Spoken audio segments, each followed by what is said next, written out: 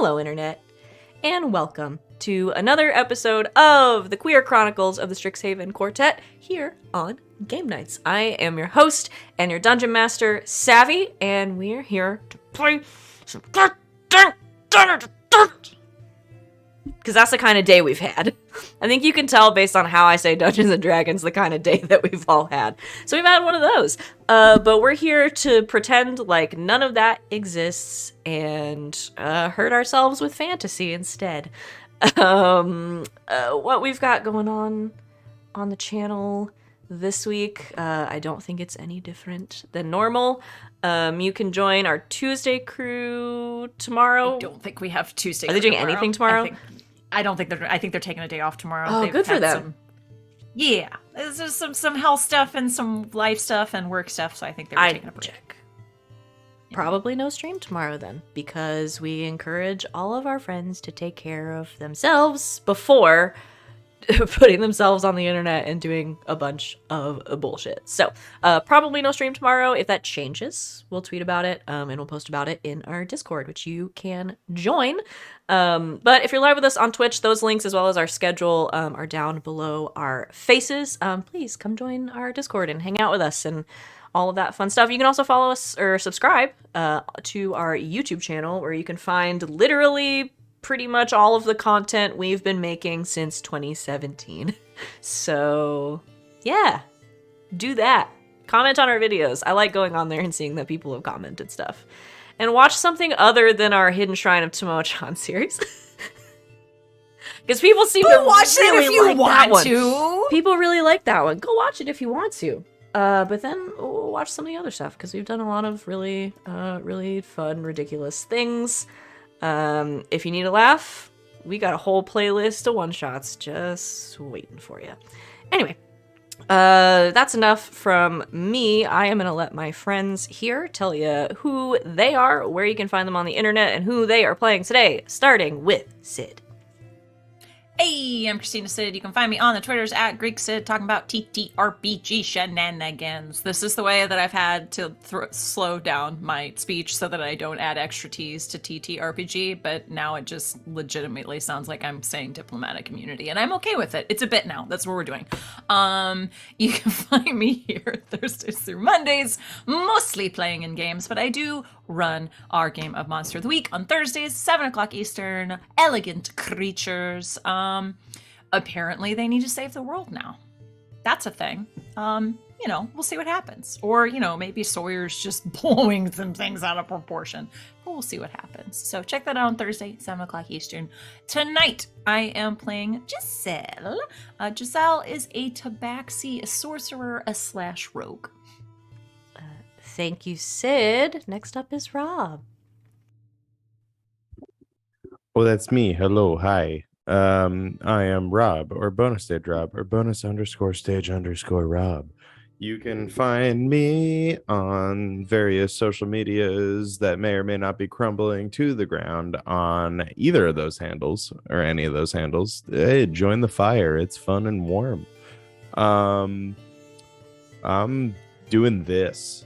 And when I'm not doing this on GGK, I'm just writing some stuff. Yeah, that's me. Tonight I am playing Willoughby Wanderfoot, who is a Owlin paladin / good boy. He multi-classed because he's a good study. Hell yeah. Thanks, Rob. Next up is Rachel. Hi, I'm Rachel. You can find me here on Twitch at Rachel Elizabeth. At Rachel Elizabeth, where I haven't been streaming recently because I've been playing D&D 3 times a week on the internet with my friends. I'm on LB Hackmup channel on Sundays. I'm here on Mondays, and on Thursdays you can find me on Nerd Immersion's YouTube channel. And I am on Twitter and Instagram at Rachel Elizabeth with a Z in the middle instead of an S. And tonight I am playing Sereia, the Water Genasi Pyromaniac Druid. Thank you, Rachel. And last but certainly not least is Val. Hello, everybody. I'm Val. You can find me at the Kraken's Crown places. I'm here Thursdays through Mondays playing and running games. I run our Friday game of God, my brain is not working. Red Jenny, a Dragon Age story. We're playing the Dragon Age RPG. And then on Saturdays, I run Ward 47, which is our Parslings game, which both those games are going real well. I would plug them. My brain, I would say more about them. My brain is working at like 1/3 capacity right now on very little sleep. So I will just say they're good games and a good cast. Come join us for those. Overall, also I'm on LB Hakamoto's channel. LB Hakamoto's channel on Sundays, playing Playthings of the Gods. So, but tonight I will be playing Law, who is an artificer. Thank you, Val. Y'all ready to get started? Wonderful. So last time on the Chronicles of the Strixhaven Quartet, you all went to the Magister's Masquerade. You had a good time dancing and having dance-offs with your classmates and healing some rifts and getting complimented on your outfit by a bunch of strangers. And it wasn't a nightmare at all because this is fantasy. And then you observed some pretty strange behavior in the only Lorehold Dean of Order, Tullus. Sereia approached her, asking some questions to which she got some pretty vague answers.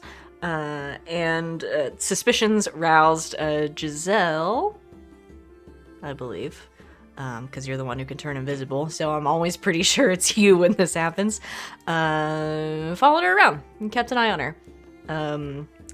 Towards the end of the masquerade, Giselle saw Dean Tullus disappear before her very eyes, and reappear out on the lawn, heading towards Archaeo Memorial Hall, where you have been once before, where the Dean's offices and everything are.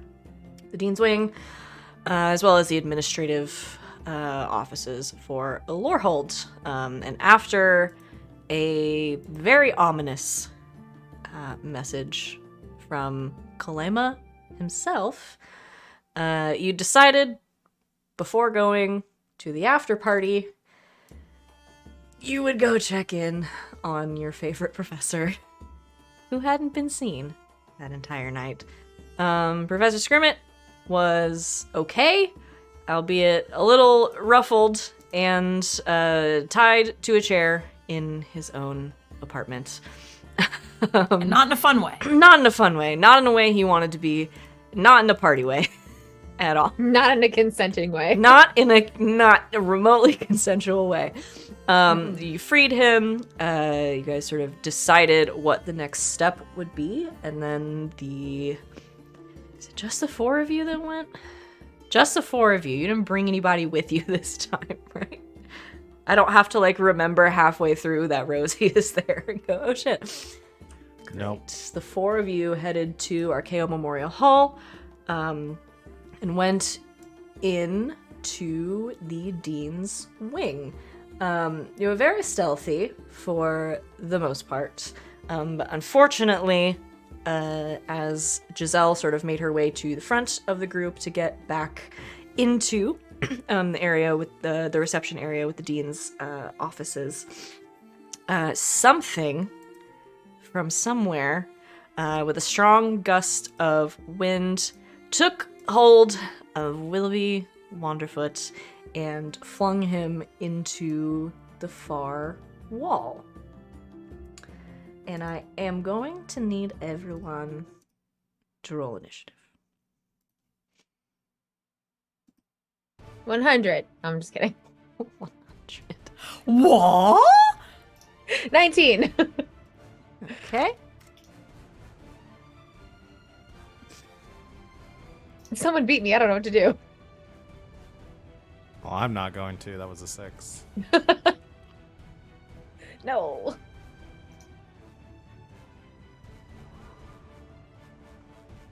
Fitting. I love the turn order just says stalker.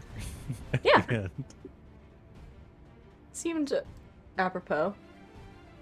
It's the guest NPC for the day. I, in my infinite wisdom, already had the tracker up. Lego Pro. Your new friend rolled a 22. Mother Holy trucker. fuck. Our friend the stalker. Your friend the stalker. In light of in my defense, I had it on there as stalker before we had a 10-minute conversation about horror movies before the stream. Now that's my biggest trigger. So, whoops. Well, here, I'll change it. It's Oh, no, I won't. There may have already been a loot drop. What? Yep. How about I name it? That's so Jim. unlike us. That never happens. Our boy Jim. Now it's Oh, named shit. Jim, and no one has to be afraid of the fact that Jim rolled a 22. Okay, descending order. Jim's here to help. Here Jim the stalker. we go. Jim. Willoughby, Classic Jim. with this big gust of wind, you are sort of flung into one of the doors that you previously came out of last time you broke into the Dean's Wing, and you're kind of flung against the double doors. You don't sustain any damage. They are currently locked, so you just kind of hit them and slide down the wall. Okay, so for my purposes, Willoughby is at one of the double doors. Giselle has made her way down to the end of the hallway. I'm assuming the other two of you are sort of back here in the general Willoughby vicinity. Great. Then it is going to swing, or which one of you's shinier? Is Sereia or Law shinier? Well, we're still dressed up from We're the still in our- masquerade. Oh my god. I think are we? everyone is pretty shiny tonight. Yeah. Oh, friendly reminder. Oh, yeah. You guys aren't wearing your armor. Because you came straight here. Mm-hmm. Wasn't Now, Law's armor part my of their armor costume? is- No, your the armor's part of costume. your costume. I don't think anybody I else is have wearing not armor. mage armored. Unless you No. think you would have stopped to put it on. I have my cloak for sure. My magi robe. Yeah. So I feel like we knew we were coming to Same. do this. That like we would have given Willoughby time to put on his armor and stuff before we came in here. We were flying over on a If not my carpet. current armor, I feel like at some point I said I was going to use my iridescent armor for the masquerade, or maybe that was the fashion show. That actually might have been the fashion show. I might be mixing the two up. But the stuff that No, you I- guys made for the fashion show was gonna go towards the masquerade, so I'll allow it. Okay, Like, I think- so I have less good armor. But you do have armor. I do have armor. Okay. Which I'm assuming was the chainmail, I think. That sounds right. And realistically, Sereia probably mage armored on the way over here. Just I don't know why I think that's we the all would have noise. done a little bit of prep on the way here.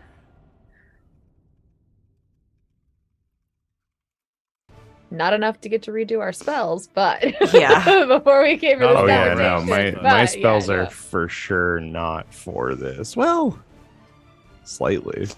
Not really, but a little bit. Okay. But you are wearing some I'm kind just of gonna armor. spite. Giselle and Sereia? Yeah. Eh. Yeah. Sure. I'm wearing my 17, shinier, baby. no longer 21 AC armor. With mage That's as armor, high my as I AC am is ever gonna get. 15. Not with that attitude. I've answered my own question and several others. Sereia is like covered in glitter, right?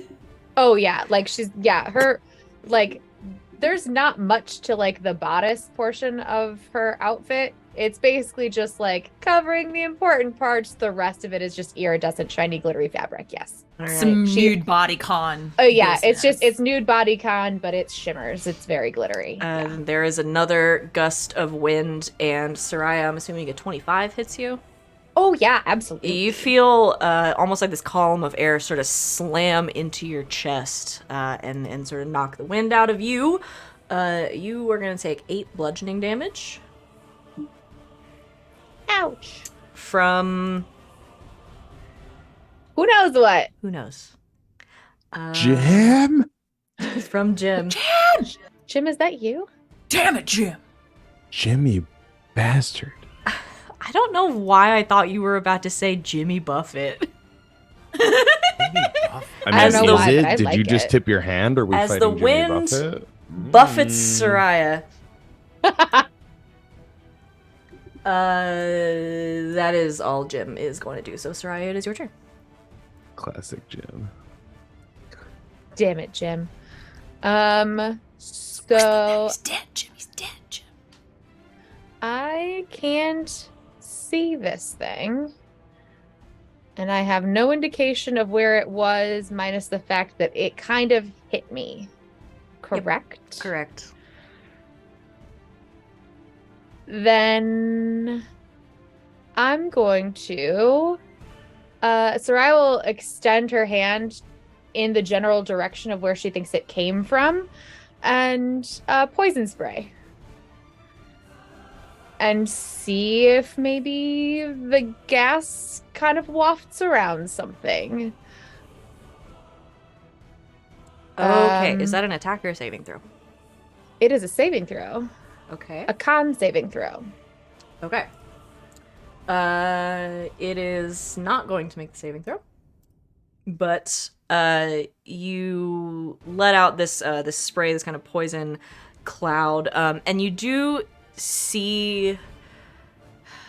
It doesn't really show you like a form of anything necessarily, but I think you can see probably 10 or 15 feet in front of you. It kind of gets caught up in what almost looks like kind of like a vortex, like a little tornado, where the air is clearly misbehaving. Okay. Since it didn't make the throw... I should say, is it resistant to poison damage?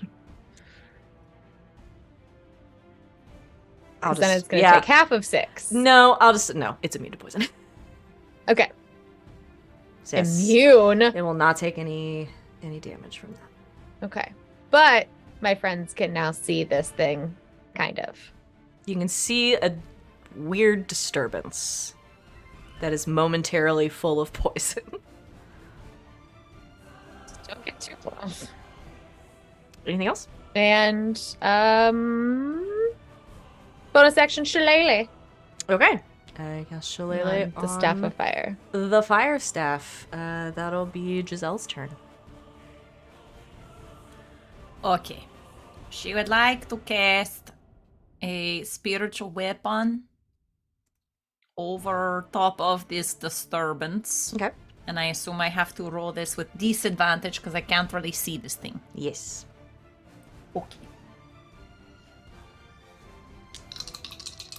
We roll 2 of these.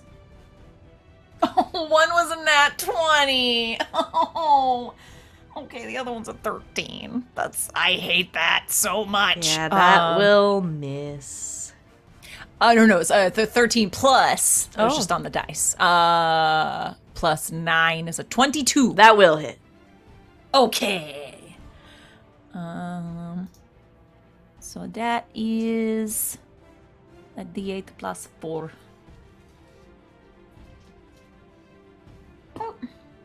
That's 9 points of radiant damage. Okay. So the spiritual weapon, which looks like probably like a big pillar, like one of the pillars in here. It like the whole place is coming falling down. Just thwomp. Okay. Yeah, you create this sort of like pillar of radiant light that's sort of matching the architecture of the building, that then just like thwomp over on top of this thing. And it does make purchase on something. It doesn't completely stop. It's almost like you can see it like impact, and then it kind of slows way down, and then kind of continues to fall, and hit the ground. Interesting. Anything else? Okay, and then that was my bonus action. For my action, I'm gonna shoot it with my crossbow. Okay. Also a disadvantage. At I'm guessing. disadvantage. Okay. Okay, I love this purple die because it literally just rolled another natural 20 again, and I'm so pissed. But the other one's a 10, plus 9. Nope. Plus, that's my spell attack. Plus 5 is a 15. That will just hit. Woo! Is your crossbow magical? It's not. It's just Okay. a regular old one. Good to know. So that's 9 points of crossbow damage. Okay. You see the same things where the crossbow, moving, not slowing down quite as much as the pillar did, but you can see it sort of like impact into something and then kind of keep going through. Interesting point. Are any of my friends within melee range of this thing? No, they're not. Dang it. Okay, so I had disadvantage, in fact. So no sneak attack. Yeah, Okay. no sneak attack. All right, cool. I'm done. Okay, Willoughby. So I want to do a couple of things here. Okay. So in relation to it, I'm currently up against that door. Yeah. But like, whereabouts is this thing? Presumably. It is sort of between. Let me show chat the map so they can kind of see what we're working with here. There we go. So you're up against this door, over here on the left. Sereia and Law are kind of back here in this vicinity. Giselle's up here by this door. And then this is all happening kind of like in the center of the hallway, like kind of center. Yeah, kind of between where you and Law and Sereia are. Gotcha. Okay. So yeah, I want to make sure. Essentially,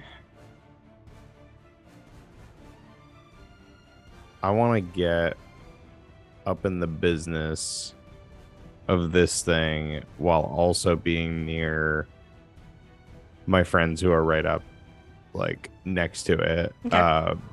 Basically getting positioned in such a way that like folks are within my 10 feet aura of protection, and also potentially one or both of them are within the fighting style protect range. Okay. Which is 5 feet from me.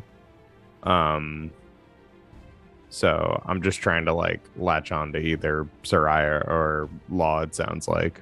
And then the second thing I want to do, so I'd like to move so that I'm in the fray.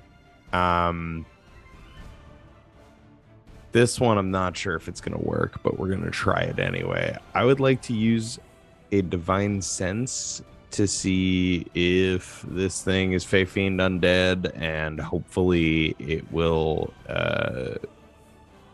let me lock onto it so that when this cloud dissipates, I can still find this thing. Okay. Let's see. Maybe. Celestial Fiend or Undead. I'm sorry, not Fey. It's Celestial Fiend or Undead. I don't know why I think it's Fey all the time. Because Fey Fiend Undead sounds kind of like Element OP. It has the same energy. It is not. any of those Balls. things. So yeah, All right. there are no fae, fiends, or undead surrounding you.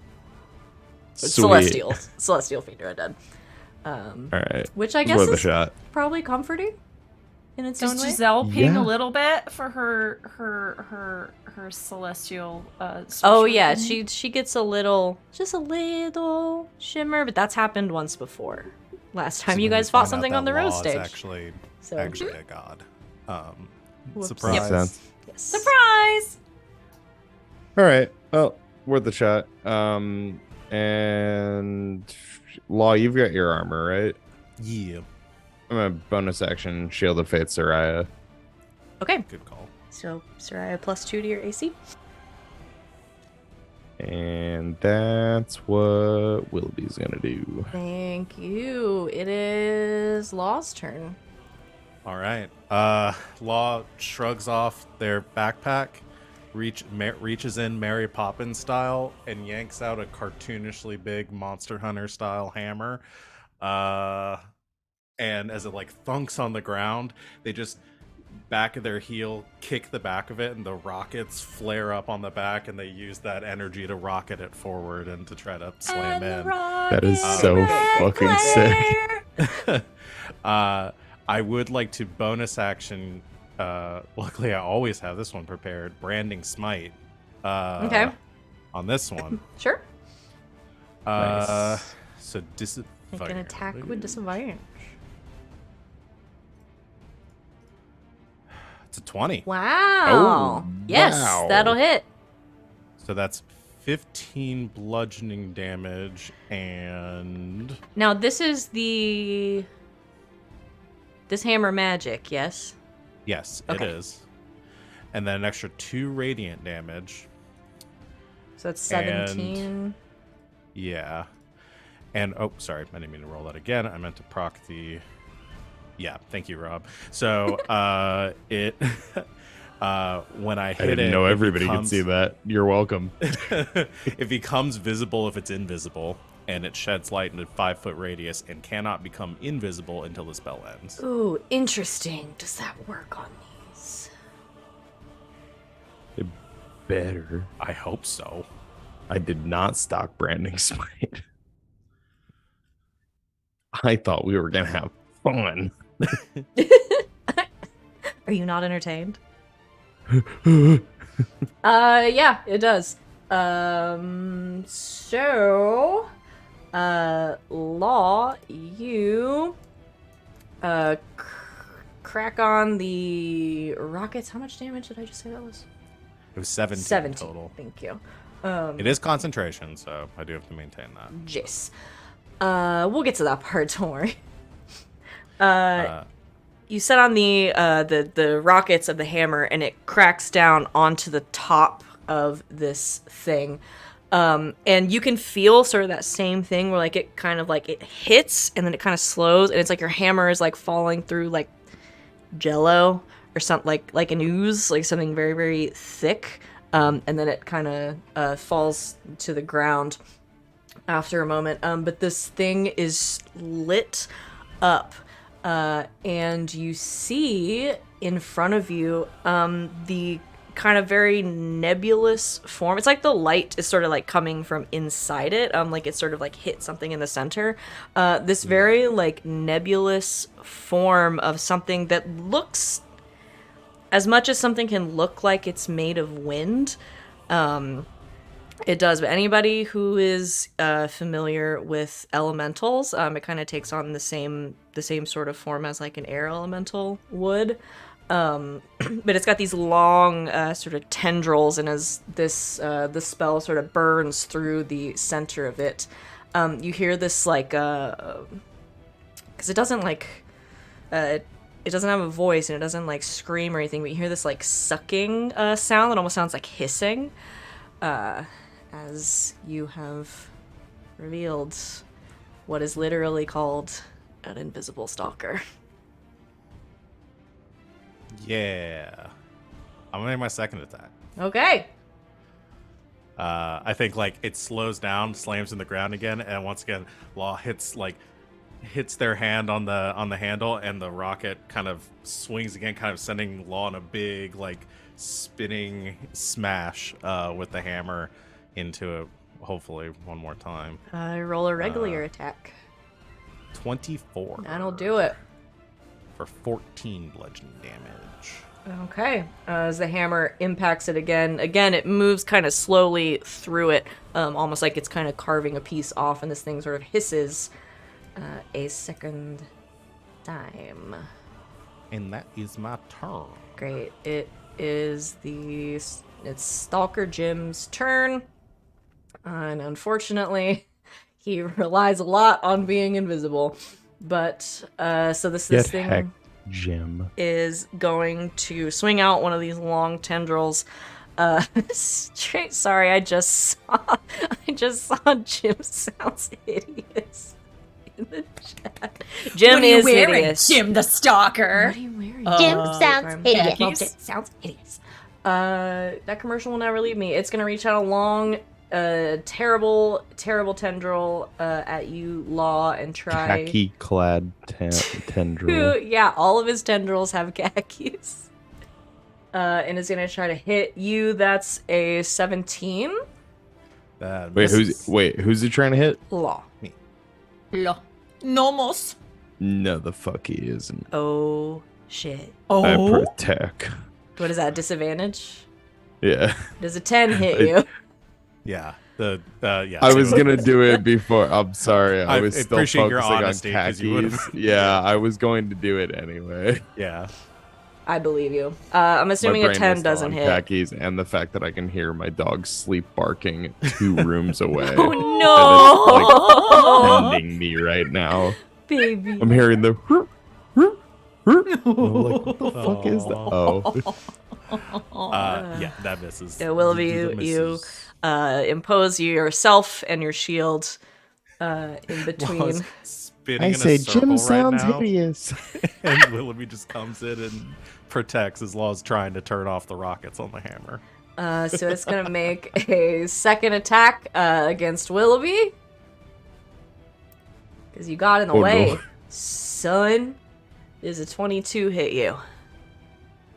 Yeah. Oh even my with God, the I better hit him. armor class, it would have. Yeah.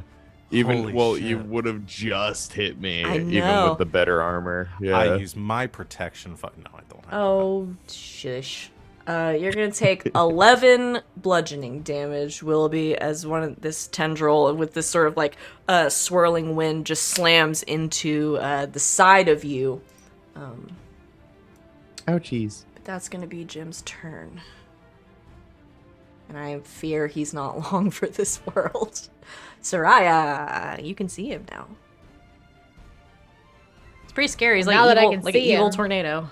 Fuck him I up, can- Sereia! I can do things. It's like a tornado that Um, knows it's a tornado. I don't know. if Lighting a tornado on fire is a good plan. It's a very um, good plan. Fire tornado! Fire tornado! Fire tornado doesn't sound like a good idea. Guess you can. but we're light a gonna do tornado it on fire. anyway. But it would be so dope! Listen, they made like 12 Sharknadoes. You're fine. Yeah, Yeah, one we're due fire for a tornado. fire tornado. We're due for a fire tornado thing with series. Is that the word I'm thinking of? Like group Absolutely. of movies. I It's don't a know. My brain. franchise. Franchise. Franchise. That was the word I wanted. Thank you. Thank you. That's the new franchise. FCU, So- Fire NATO Cinematic Universe. See you. Don't get me started. We're gonna go with Scorching Ray. Okay. Create 3 rays of fire, hurl them at targets within range. You can hurl them at one target or several. Make a ranged spell attack for each ray. And so there's one. I don't think a 9 hits. No. D&D Beyond. Why do you hate me? I don't think a 7 hits. No. Crit! The natural 20 will hit. That's thank goodness, because that was rough. So he's gonna take 9 and 7 damage. Okay. So So fire damage. the first 2 bolts go wide, but the third ray sort of hits its center mass, kind of where it I don't know, where its like chest or neck would be, and the fire kind of sizzles across it, and it makes that like hissing sound again, as that hurt. That one hurt. Ouchie. You guys keep burning it. It's all radiant and fire. Yes, anything else, Sereia? Nope. Are you Scorching Ray? Who wants to know? Giselle. I do. Who are you Scorching Ray? She will, since it's there, she will thwomp it with the spiritual weapon. Okay. I'm gonna use the purple dice because it was. Come on, keep the streak up. Keep that streak up. Oh my god. Did it No roll fucking nope? way.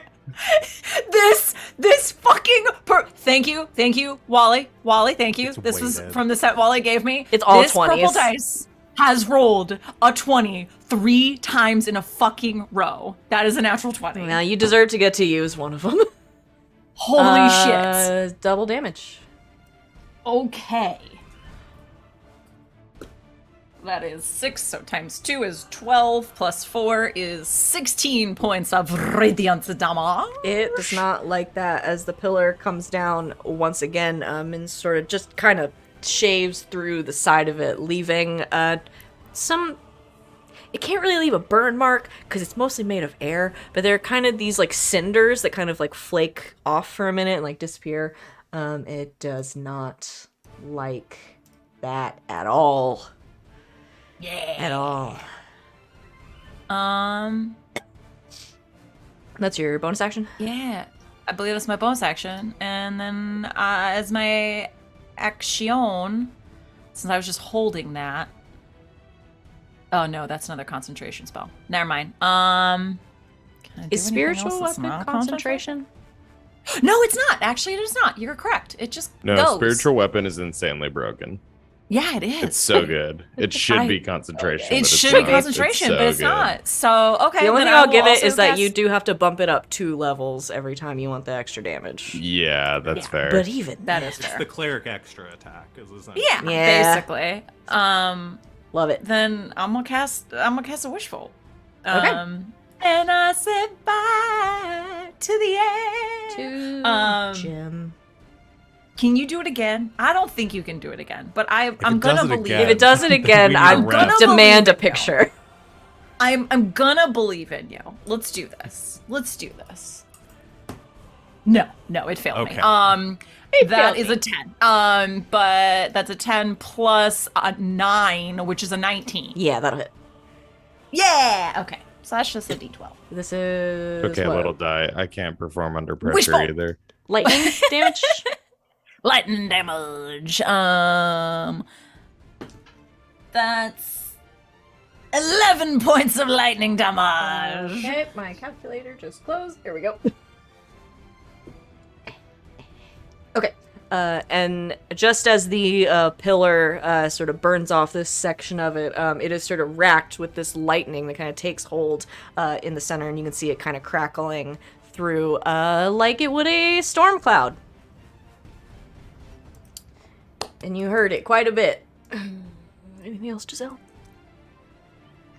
Get hecked! And that's it. Willoughby.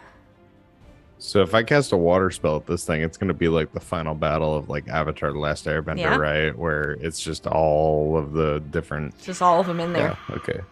Sweet. Willoughby uses hydro pump. Also, oh my god, I can't tell you the last time I've done concentration. I have to roll It's against your a 5, right? it's your con save, and it's half the damage or It's 10, half of whichever's the higher. damage. Or oh, okay, so 10. Sick. Shield of Faith is still up. There you go.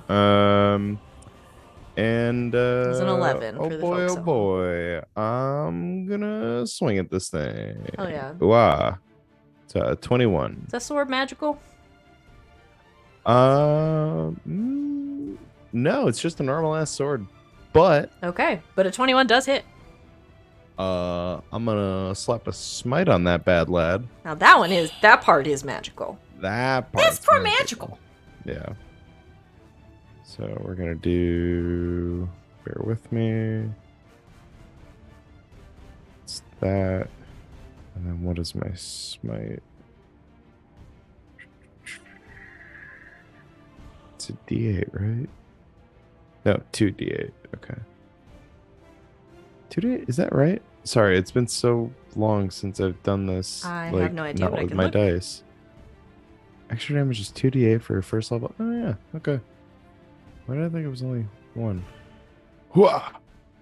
So 6 slashing, 9 smite, 15 total, unless there's some math with the non-magical stuff. So your sword damage will be halved. Would be 3. Okay. Yeah. So then total 12 damage. Okay. Well. Jim, my boy.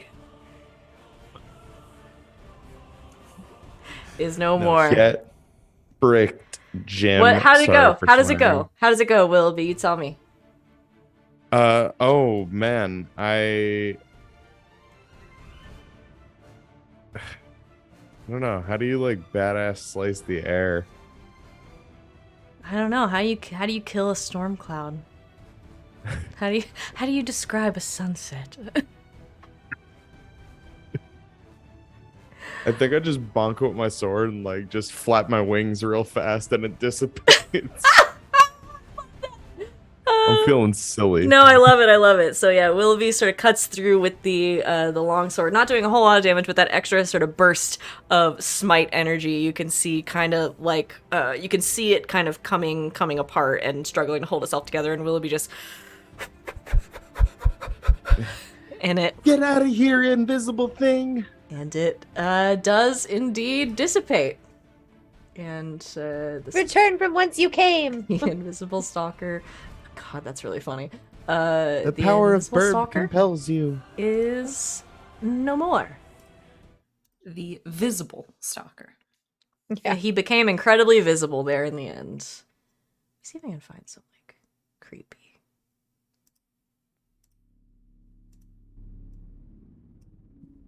That music change. Too creepy. Oh, I like it. There we go. That's spooky. So, the four of you, as this creature dissipates once again into thin air, are left in the hallway leading up to the reception area for the dean's offices.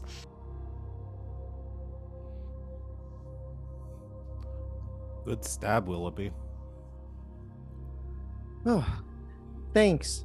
I didn't know if it was gonna do it because my sword's weirdly enough one of the only regular items I have at this point. So I a need to little fix bit that of for you. divine My magic. will do crossbow it. is the same problem. I need to fix both of those for you, but I don't have time. Yeah, I feel like it's a Crossbow. case of first world problems, but also like, I don't know, be cool to have a magic sword. Well, luckily for you, No. no, as this thing dissipates, though, there is sort of a weird clattering sound as some sort of artifact has fallen off the wall and just happens to roll right up to you. Somebody roll me Rob, do it. a d10. You got the hit. Who did If this? you get a sword out Thank of you, this, RJ. would fucking... I will Oh, good. die. Good golly I gosh, so that's hope. a 9. I will die. Oh my god. Okay. Is it a 9? It's a 9. It's a fucking 9! Oh my god, oh my god, oh my god. To Four-ball sword. the big boy Four-ball table. sword. Somebody roll me a d100. I keep waiting for one of I got these it. to just break Savvy and be like, no, we're not doing this. 94. It's the Hand of Vecna. Oh, fuck me. What is it? Did we get the sword? Okay. me. It's a ring. Willoughby Oh, just boy. rolls up and kind of knocks into your little talon foot a little bit. It's gold, shiny, Ooh. and set into. So the top is kind of like a flat gold circle, and set into that are 3 small Oh, no. diamonds. Oh shit! I'm gonna be iced out. One ring to rule them all. I'm letting it happen. Law, do you want to identify it? I would like to identify it so my distress can be in character too. Do you want to cast a spell, or do you want to sit in this hallway for 10 minutes? No, I'll just use the spell slot. Okay. Oh my god. This is, and I just want to preface, RJ redeemed this. Of course they did. And this is the most RJ thing that you guys could have possibly gotten. I'm so excited. This is a ring of 3 wishes. Ah! I knew it. I knew it! It's got 3 charges, and only 3. While wearing this ring, there's 2 sentences. Are you ready? While wearing this ring, you can use an action to expend one of its 3 charges to cast the wish spell. The ring becomes non-magical when you use the last charge. We get 3 fucking wishes. If have a we magic can carpet cast and we the get 3 wish wishes. spell, Are we Aladdin? are we able to cast wish? I just wish I. Well, knew it's not- I mean, how it all doesn't- this was happening. No. It doesn't work like a scroll. You just can expend one. It works like anything. You can expend charges to cast a spell. Holy shit! You can expend I one just of want to accidentally 3 use charges. all the wishes. to RJ. cast wish. I wish I had the sandwich right now. I'm kind of hungry. God damn it, Law! So Willoughby, this is not an attunement My item God. either. What? Oh no, you don't have to No, attune to this just bad anybody boy. can- Willoughby, I'm gonna You're let the you only guys person handle that- that. you're the only person I trust. Because Law's the only one that knows what this is right now. It says, Willoughby, you're the only person I trust to carry this right now. Just hold on to it because I think this might be something we need to report to the authorities. Oh, Is it like Okay. necromantic? Does it have like souls in it or something? No, it grants wishes. Like whoa. like magical wishes? No birthday cake wish. Yes, magical wishes. Like any wish? You get 3 wishes.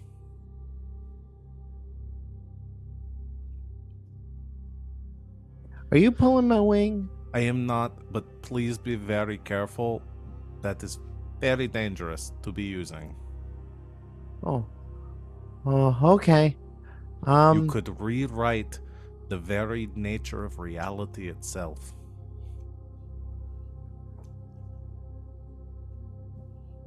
Oh wow. Okay.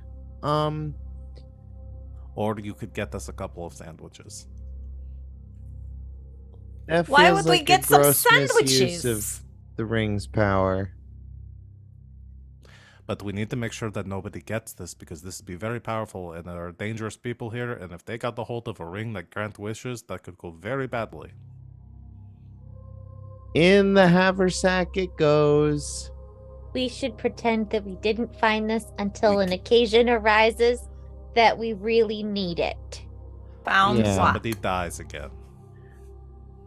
Wait, I have an idea. I wish we beat the big bad and the campaign. Willoughby.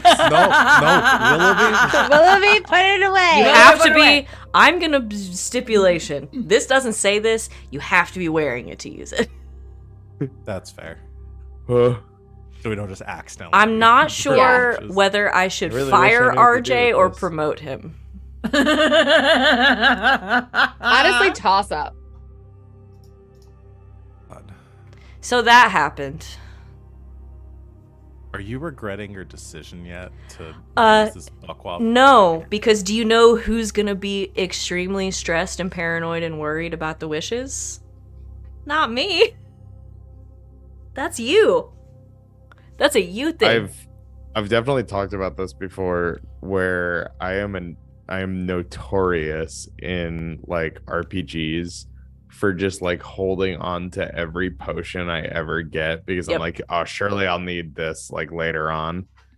And then I end the game and I don't use any of them. This is gonna be me with the wishes. I'm like, I gotta use these when things go horribly wrong. It's like, we can fix this. Now we can fix that. Now we can fix that, and then I'll never use it. So Like I'm the safest keeper of this thing. 'Cause Mhm. I will Absolutely. never I'm the fucking same use way. it. Now, here's a question that I have because I don't want to make assumptions.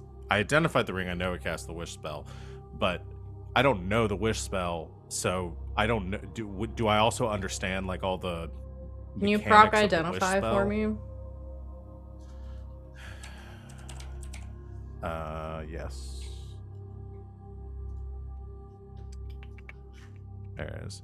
It says, So, if it is a magic item or some other magic imbued object, you learn its properties and how to use them, whether it requires attunement and how many charges it has. You learn whether any spells are affecting the item and what they are. I would put this under properties and how to use it. Okay, so I do understand. Law would understand from looking at from identifying it, like how the wish spell works. At least, like, at least on like a base level, I think. Yeah. okay. I just want to make sure that if like later on, if we start talking about, because Val, know that there's like a lot of bad stuff that can happen if you use a wish spell outside of like the standard parameters of the wish spell. Yeah, and I'll put the spell in the chat just for you guys because it does. God, there's so much of it. There's just so much of it. We could just get ourselves we could just make like $75,000 gold pieces and just call it a day. Wow, there's so much to the wish spell that Discord says, nope, you got to put that in more than one message. Yeah, because you Lordy. can either duplicate the effects of I any have the spell. spell thing up in D&D Beyond if you want me to just Yeah. link that instead of having to put the whole Yeah, thing let's in do that. chat. Okay, I got it. But just Because I think Law would. I don't know if Law would take the time to explain it right now. But No, but just generally, just for the people at home, right? Wish is, as described, the mightiest spell a mortal creature can cast. It has a list of effects that you can do. You can also, so you can duplicate any spell of 8th level or lower without needing to meet the requirements of the spell. Create an object up to 25,000 gold pieces in value that isn't a magic item. Allow 20 creatures to regain hit points and effects as described as the greater restoration spell.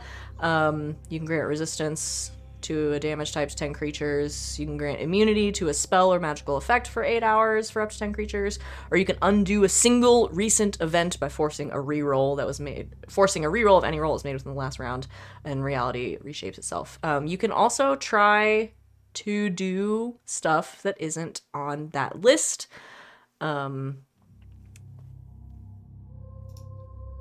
And that's just sort of up to me what happens. That's the point where it can turn the monkey's paw situation. No. So the stress of casting the spell to do anything other than duplicating another spell. Yeah. So anything that's on that list, anything outside of the list. But I was saying if we do something outside of the list, that's when you can be like, if we wish that because it gives the example, like if the villain's no longer alive, we could just end up in a different. Yes, that's correct. So you might be able to achieve something beyond the scope of those examples. State your wish to the DM as precisely as possible. And the DM has what the spell describes as great latitude. But if you do anything other than replicate a spell, there is stress. If you endure that stress, each time you cast a spell until you finish a long rest, you take 1d10 necrotic damage per level of the spell. It cannot be reduced or prevented in any way.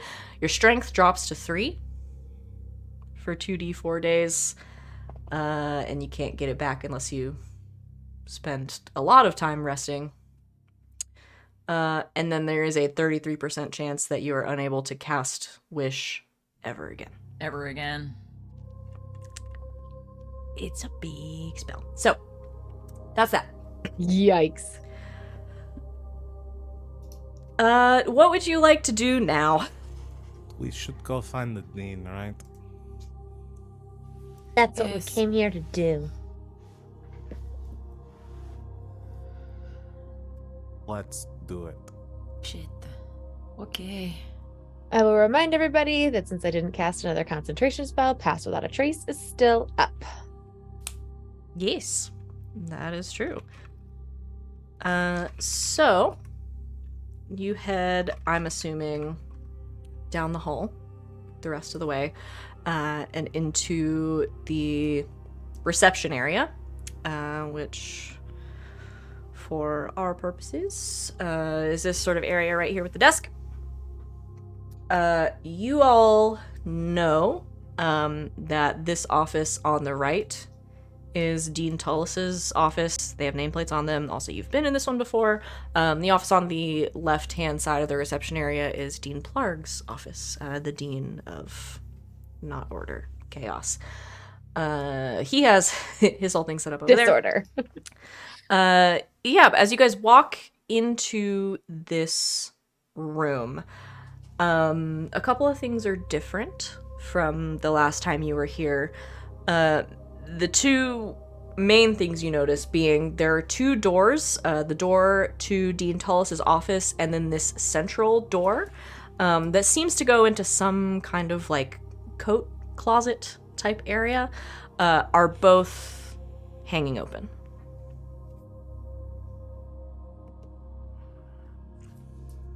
The elf did say that she's probably in like a secret room in Behind a closet. the bookshelf. Mm-hmm. All right.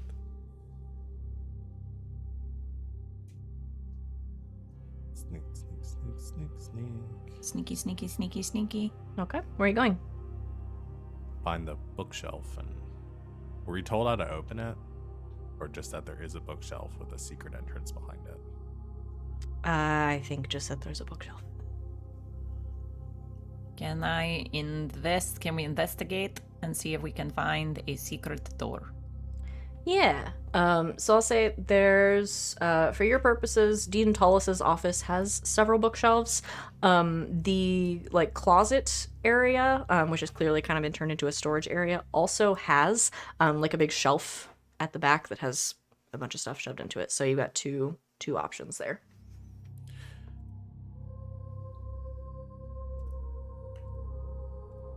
I'm assuming. It would be in her office? Well, I was assuming based on the blueprints that we have here that it wouldn't be those bookshelves that share the wall with the other one, because there'd be no room for a passage behind it.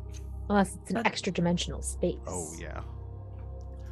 I mean, Law will go in and if we all want to break off a piece, Kinda like split Law it will, off. Yeah, investigate the one in the closet. Okay. Giselle will investigate the other ones along the walls. Okay. Sereia will stay in eyesight of both of them. Giselle will in between first the look two. for traps. Okay, so like out in the How's reception that? area. Out in the reception area, but like being able to see both Okay. parties. Where's Willoughby going? Yeah, I'm thinking same deal. I want to be able to like react in case something happens. Okay. So Willoughby and Sereia kind of stay in the reception Yeah. area, like within eyesight. Mindful to friends? hopefully grant at least one person my aura of protection Okay. in case of a trap. Yeah. There. What's the Yeah. range on that? It's like 30 10 feet. Oh, 10 feet. I don't know why I thought it was Yeah. bigger. Yeah, I mean, again, these rooms are not very big, so. Okay, so Giselle, you're gonna check for traps. Jeez. Let's go ahead and roll an investigation check. Come on. Purple die. Not great. That's an 11, but plus.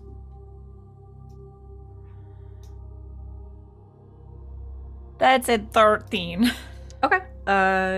Yeah, you take a look around, kind of poking and prodding a little bit, being careful. You don't see any traps, no tripwires or loaded crossbows in the corner or anything. Looks good to me.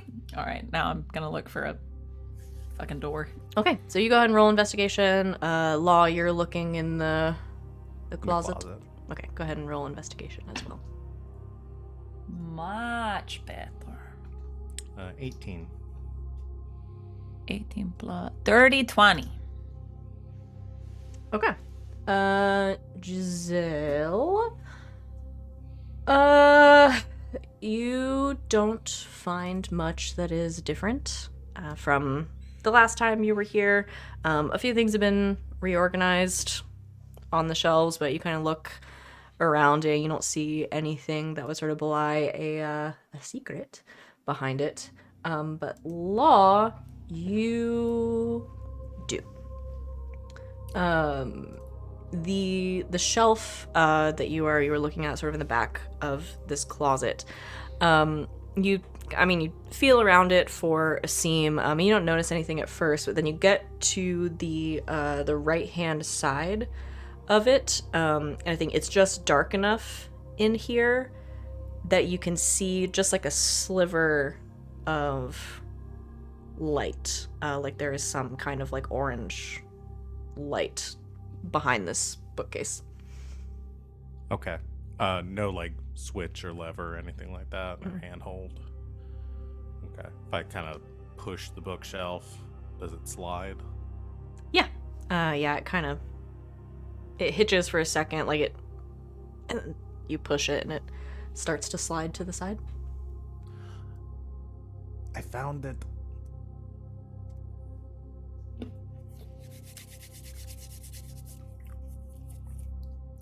Should Looks I like check that's these where we're for going. traps? If that's what you want to do. Probably. I don't trust this biche. Check our traps. Pretty good. +2, 18. Okay. Giselle, you don't see any physical traps. But I think what catches your eye is there's a little bit of a like green shimmer. A little bit on the sort of wall, like the side of the doorway where the bookshelf was previously, and then a little bit on the side of the bookshelf that Law has pushed away.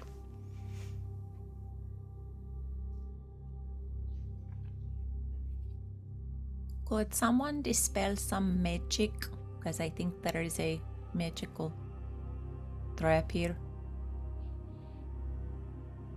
I could, but I don't have it prepared this time. That is okay.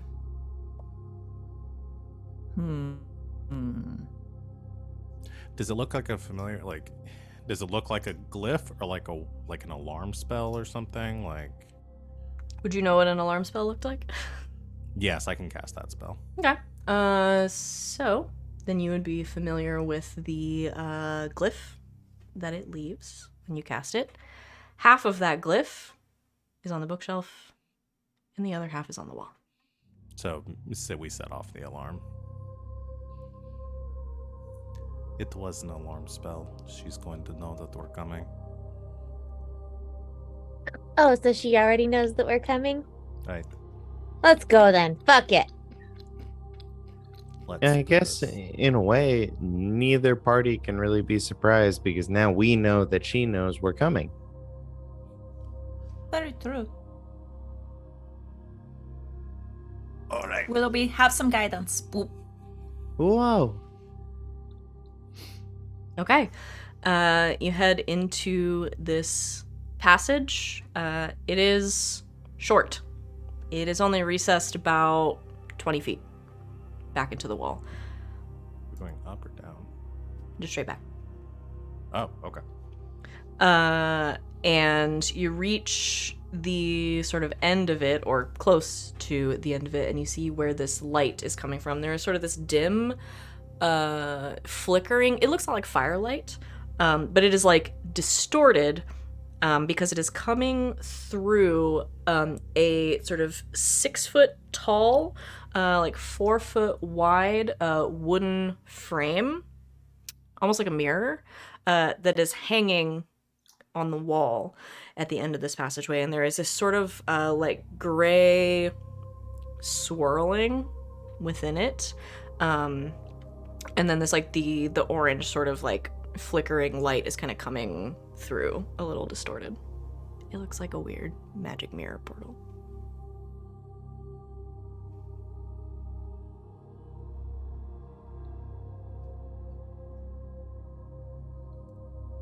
Is that all that's in this room?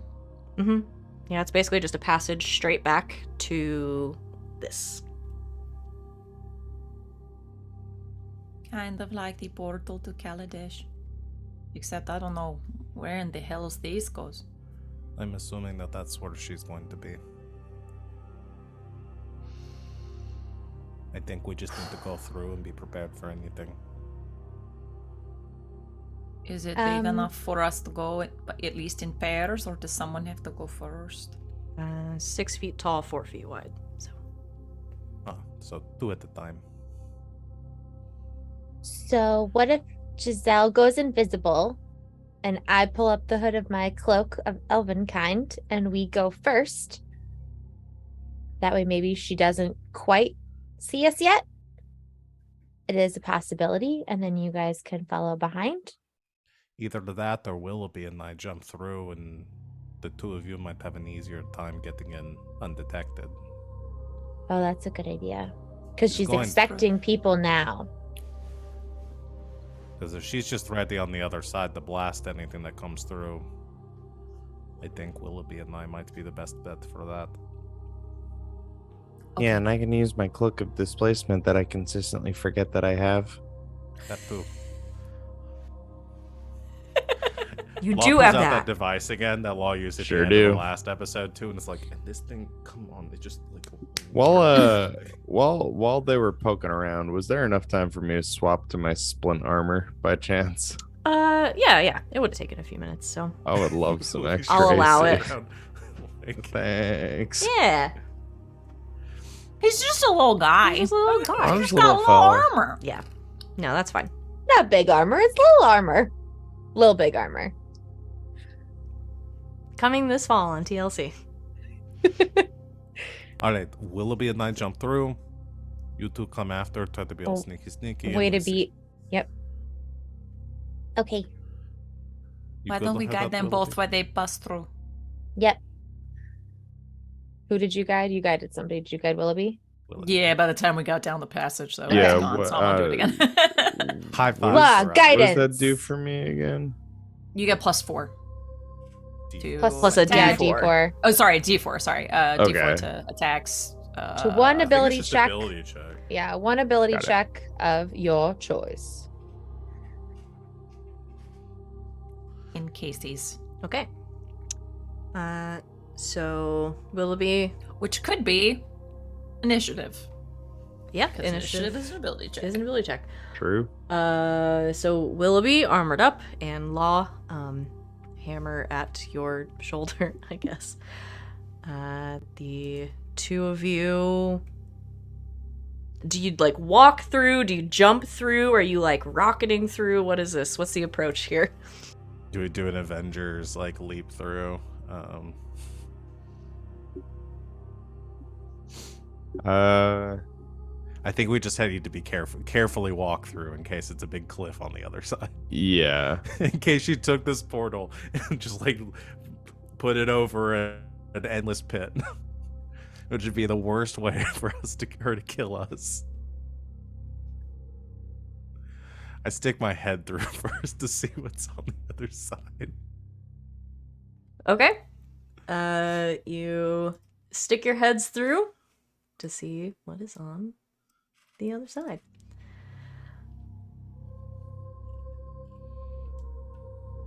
And if there's solid ground, then step through. There Continuing. is.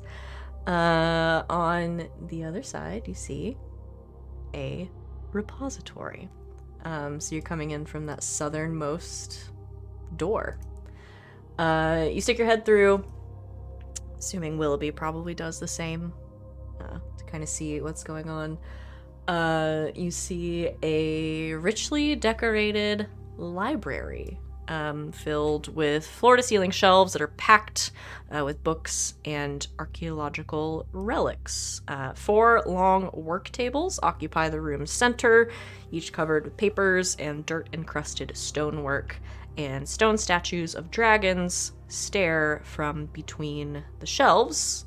At the room's far end, there are a couple of wing-backed chairs that are facing a crackling fireplace.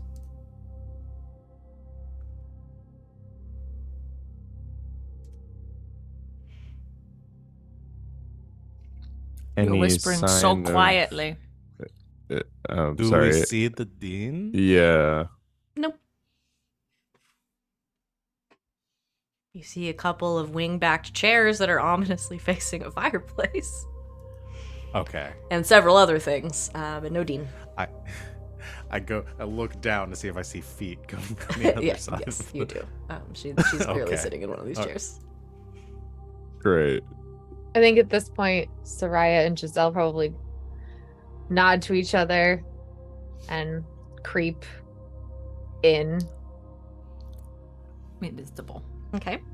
And the two of you creep in as Law and Willoughby carefully step through. What do you do?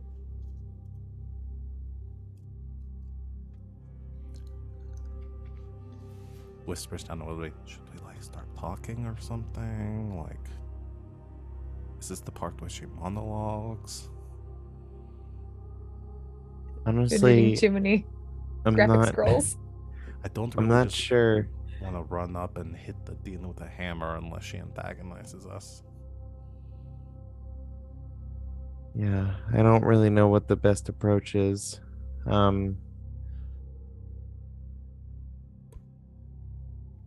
I can solve that issue for you. Ugh. College, so I leave it up the. Oh, it looks like You're talking out loud, right? I assume. was whispering, And yeah, not but in each other's brains. It's not a very big room. You see a it's not bright. It's sort of like mixed in with the firelight, but you see a little bit of the light that flickers across the wall turn from orange to green. And then you hear the click of heels as Dean Tullis, still in her full sort of golden scrolled gown and regalia and masquerade mask, stand and turn towards you, sort of holding this glowing green orb in both hands.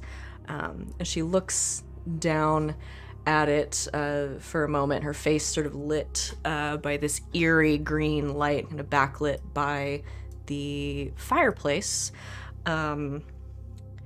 She looks up at you, and you see this kind of green flash in her eyes, and she just says, "You shouldn't have come." And then her head sort of snaps to one side and then the other as she looks at these dragon statues, and the orb flares, and she just says, "Ancient ones, let's deal with this problem." And there is a creaking and a grinding as 4 of these dragon statues come to life. And I think we should probably go ahead and take our break. Yeah? yeah, So we all feel great about what's happening? yeah. We all feel great and good about what's happening right now? Yeah. Before we get into this, we're gonna go ahead and just take a little break. So we will be back in just a quick few minutes. We're gonna refresh our snacks, our drinks, and ourselves, and you should do the same. Before we come back, and maybe you guys can talk this out.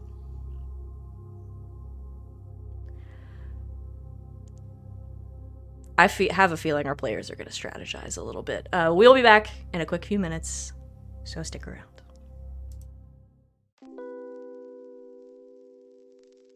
And welcome back, everybody. Thanks for hanging out with us. During our break, we are refreshed and full of bubbles and ready to roll initiative. I'll put the merch link in the chat. Okay. As Sid is drinking out of our Firefly and Ready to Die mug. Y'all Celebration and also fear. ready to Hey, do Willoughby I rolled and an Law, 8. you can add your +4 to your. All right. Just Just as a D4. heads up. Plus a D4. Your D4. I'm Yeah. sorry. I am saying it correctly in my own brain, but nowhere else. That's okay. Add a D4, the two of you, to your initiative. I mean, should I just throw it on a nat 20? Yeah, fuck it. I go on initiative 24. Yeah. You go on initiative 24. What's everybody else got? No, I'm sorry. I need to roll the d4. I go on initiative You go on 24. initiative Dang! He spoke it into the universe. That's the secret. That, my friends, is on manifestation. Combat's not going to go well for me. What's everybody else got? Law, what you got? 17. Giselle? Also 17. I'm gonna go out on a limb and say Giselle probably goes first. Yeah, my dex is only a +2. So is mine. Oh, I have a 15. I also have a 15. Roll off! Yeah, we're gonna have to roll off because I'm pretty sure you guys have the same speed too, and I haven't read the rules past that. There are rules. Wow, I rolled a 4. I also just rolled a 4. Enough.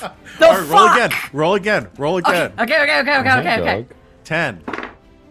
19. I left the Okay. door We open. couldn't keep the streak going. We couldn't keep it going. That's ridiculous. I hear Purple tell. dice, you are all over the place tonight. I swear to God. I hear tell from our producers that Rob might have a dog in the studio. Oh. Yeah, I apparently left the door open. Sereia, what you got? Sorry. good. Popcorn stuck in my throat. I got an 8 and 8. And Juan 8. 8. Dean Tullis rolls a 15. And the dragons, who are all gonna go together, their dexterity is bad, rolled an 18. So, And when does the dog go?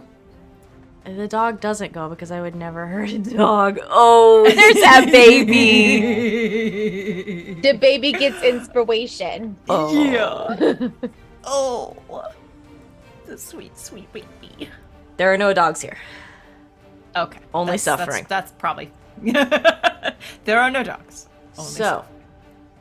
Dean Tullis and the 4 dragon statues nearest to her come to life. Their eyes, all 5, flashing green as there is a grinding of stone.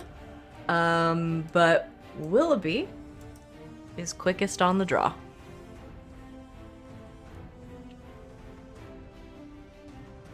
Oh. 5 rocks. Jesus Christ. She really said, I'm done. Yeah, she really just ate shit when she jumped off of me and then just walked away in shame. My God, the brightest dog I've ever known. So, am I to assume that these 4... I'm sorry, is there 4 dragons or 6 dragons? Just the 4. So the 4 that are closest to Am I her, to the other 2 are okay. stationary. I imagine we didn't walk terribly far in. No, I don't imagine so.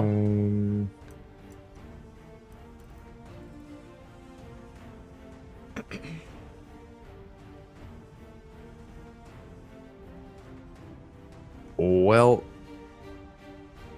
I think I will.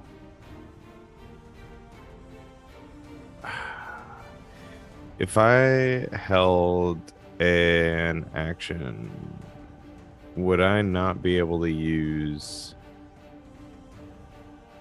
Yeah, I'd be using my reaction to attack as opposed to using my reaction to protect. Yes, that's correct.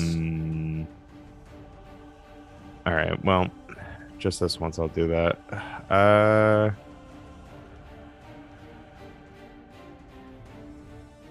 You want to You know hold what? an Heck action? it. I don't know, because I don't know if those dragons are going to come in. Going first is so hard. Yeah, I thought I wanted this. Ah, balls. I don't think I can make it to them. Not in melee, no. Yeah. All right. Well, heck.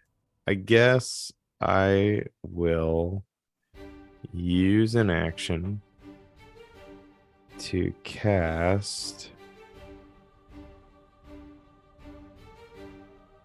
enhance ability and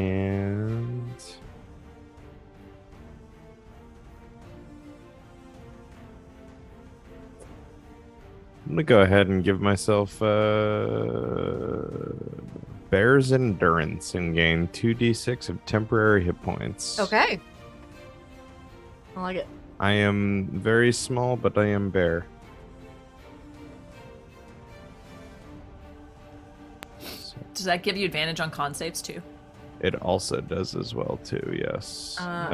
Okay. Think it's 4 temporary hit checks. points. I don't think it saves, but Oh, yeah, that's no, I right, think 'cause you're right. it's I think ability. it's checks. Yeah, checks. then 10 hit 4 points. temp hit points. It's not bad. Okay. As the spirit of yeah. the bear briefly looks over Willoughby. You are bolstered. Yeah, and I'm just gonna stand close to my friends. Okay. Sir Danson just whispers, "You can do this." Thanks, Professor. Yep. He's there in your mind. Is that it for you, Willoughby? Yeah, I think so. Okay. So in that case, the 4 dragons are going to take their turn. Oh boy. What's the speed on these bad boys?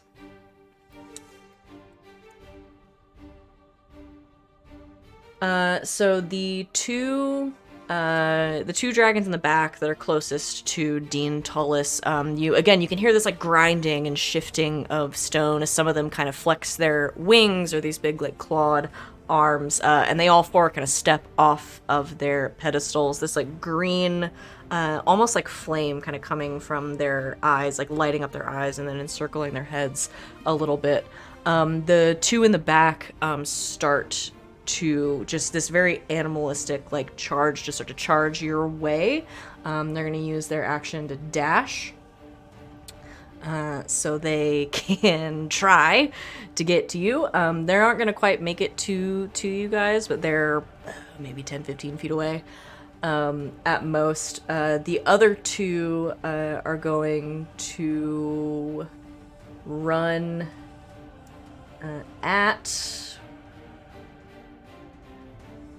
they're gonna run at Willoughby and Law. And each one is going to make an attack. This one is for Willoughby. Disadvantage from the cloak that I remember I have. Oh, well, in that case, that's a big 10. Big no. The first one was a 22. So. Oh my god. Oh man. What a good cloak. You really wanna hit above my AC, don't you? What a good cloak. Blame roll 20, not me. Law. That will be an 18 to hit you. I protect. Disadvantage for Law. That's a big 12 for you. Miss. Best friend. As both of them, I think, sort of get caught up in the charge and kind of big swing, big miss. As Willoughby, you sort of move out of the way, throwing up your shield again as the second one's claws, stone claws, sort of bounce off of it. Both of you intact, and the other ones are just dashing. So that is the dragons. Law. Yes. So I've got one right in front of me now. Or You two do. right in front of me You now. got 2 right there with All you right. and your best friend Willoughby. God, this is a real Jujutsu Kaisen moment. I'm not going to get into that. I need to talk to RJ about it later. We'll take the hammer once again and kind of lean back and just try to slam it right down on this stone dragon in front of me with my first attack, which is 24 Yes. for 12 bludgeoning damage. Okay. Yeah. So, excuse me. The hammer sort of slams down on top of it. And it sort of hits onto the dragon's like shoulder, and you see that sort of arm and wing just kind of crumble and sort of fall away. On a closer inspection, these guys are pretty old.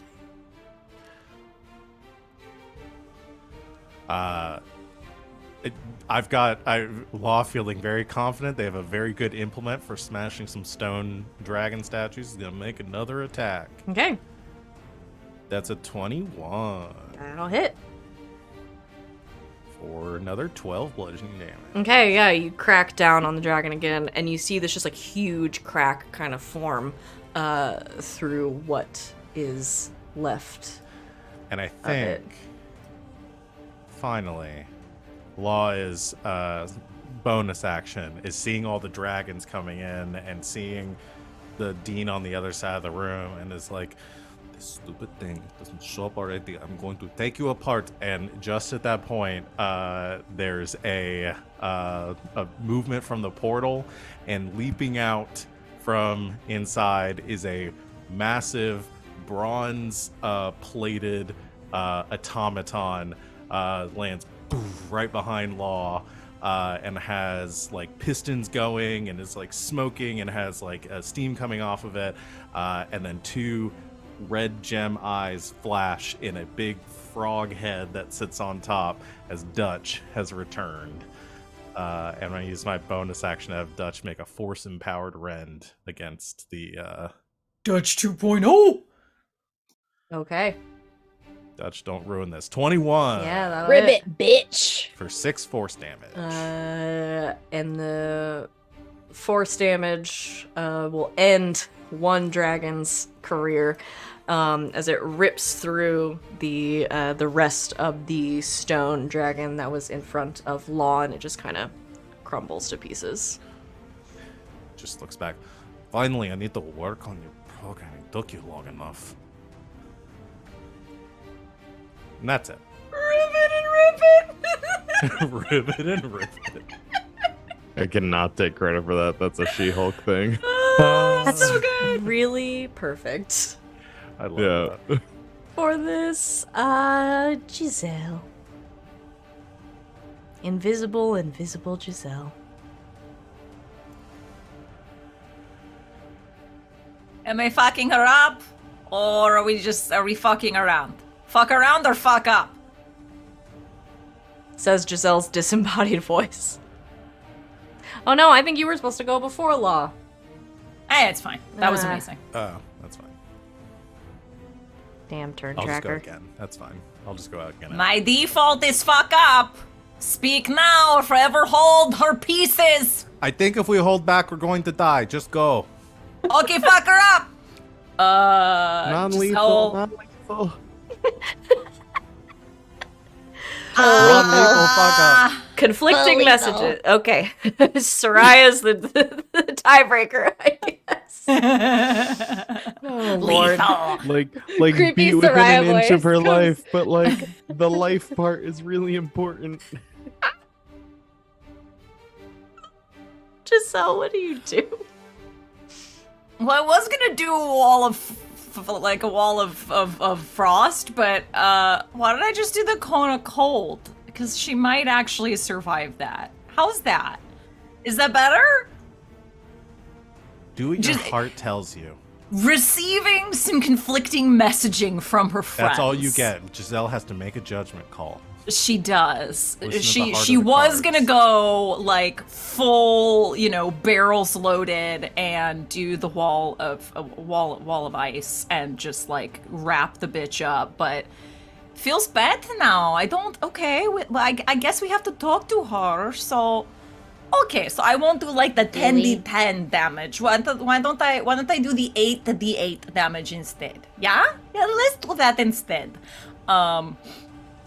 Invisibly, she will use her feline agility to, again, not knowing exactly where I am or where everyone else is, but just a nice conical 60 feet to catch as many of the dragons, but mainly this bish in that 60-foot cone. Yeah, I think Without you can catch her and the two that were in the back that had sort of sprinted forward in the cone. Amazing. So all three of them need to make a Constitution saving throw. Okay. All right, dragons. Here we go. What is your spell save? It is 17. Okay, so one of them fails and one of them succeeds. Okay. And what about Bish? Oh, right. She rolls a 21. Back. So Okay, half well, the one that damage for failed- 2, and then the one that failed is probably about to just go. Yes. The one that failed takes 34 cold damage, and then the rest of them take 17 cold. Okay. So you see some crystals form, some like ice crystals form on the hems of the dean's dress and kind of around her mask, but she doesn't seem super phased by this. You can see her skin get a little pale. One of the dragons is completely frozen in place. As it is sort of finished its like sprint, the cone hits it, and it is just completely encased in ice for a moment. And then you see this green pulse from the center of it, and it explodes. And as it was running up on Willoughby and Law, I need you both to make a Constitution saving throw. Will Dutch have to do one too? Oh yeah, Dutch has to do one too, because Dutch is there. I'm sorry, I did not know it would explode. The first one should have 2, but I forgot. It was a 13. Oh, it wasn't just a cold thing. It was just when they die, they explode. No, Okay, I they feel just a have little this bit thing better. called Death Burst. 13 Pretty for metal. Law, 13 for Law, 17 for Dutch. Okay. 18 for Willoughby. Okay, those are all successes, so you all weather the death burst as the spirit inhabiting this statue, one might call them spirit statues, return to the afterlife in a burst of flame. But you all get out of the way and or weather the flame. You do not take damage from that. Sorry. Giselle, anything else? Bonus action spiritual weapon, hit the beesh. Okay. Come on, purple dice. Come on, purple dice. You've been all over the place, buddy. Come on. Okay. That's a 17. My spell is plus 26. Okay, yeah, that'll hit. Okay.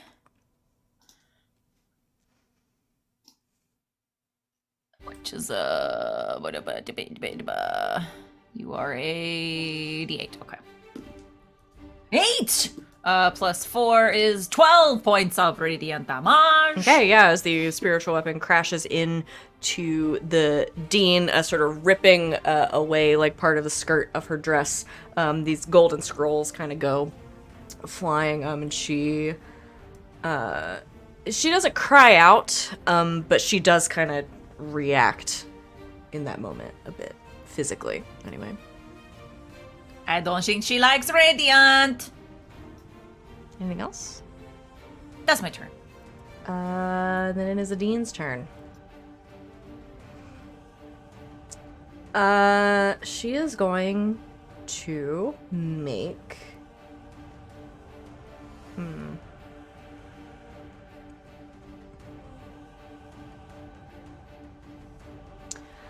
Amends. Amends. Yeah. What kind of damage does spiritual weapon do? Radio. It does do radiant damage? Okay. Cool. That got me right here, Rachel. The dean, holding on to this sort of green orb that we're all familiar with at this point, is going to lash out. You see this green flash again in her eyes, and she is going to make 2 attacks.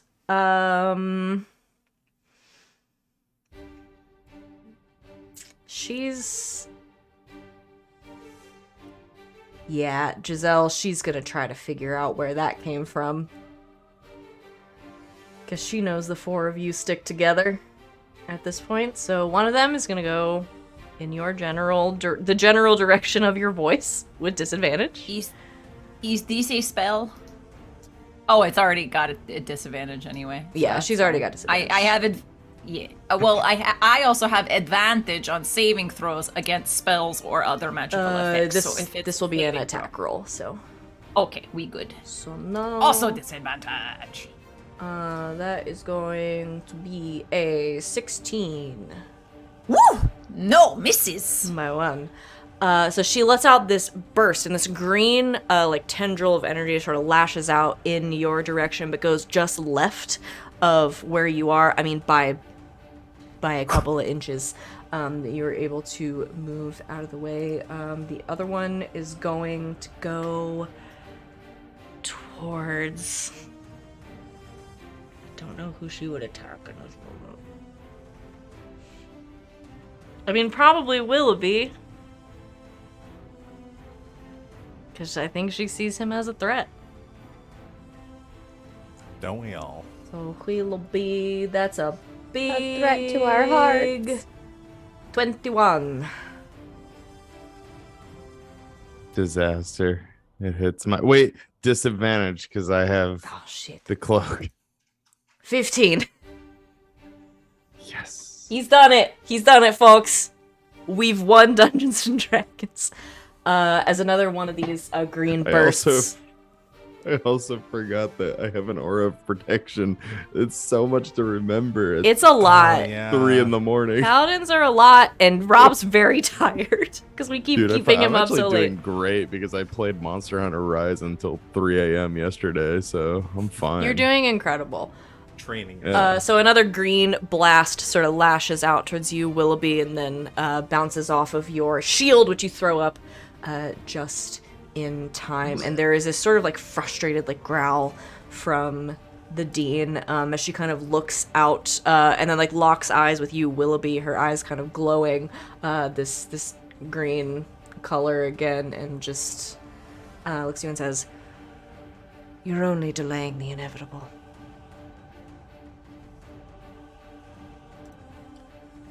Some real video game. We're inevitably gonna boss kick your taunting. butt. Damn, she might have to subtract a d4 from her next attack. It's Sereia's turn. Okay. So, just so I know where everybody is at. I don't know exactly where Giselle's at, but probably like parallel me in some way, shape, or form on the other side of the room. I'm guessing by the way that we came in. Yeah, pretty much. And then Willoughby and Law are ahead of us a bit, but still on the other side of the room from her.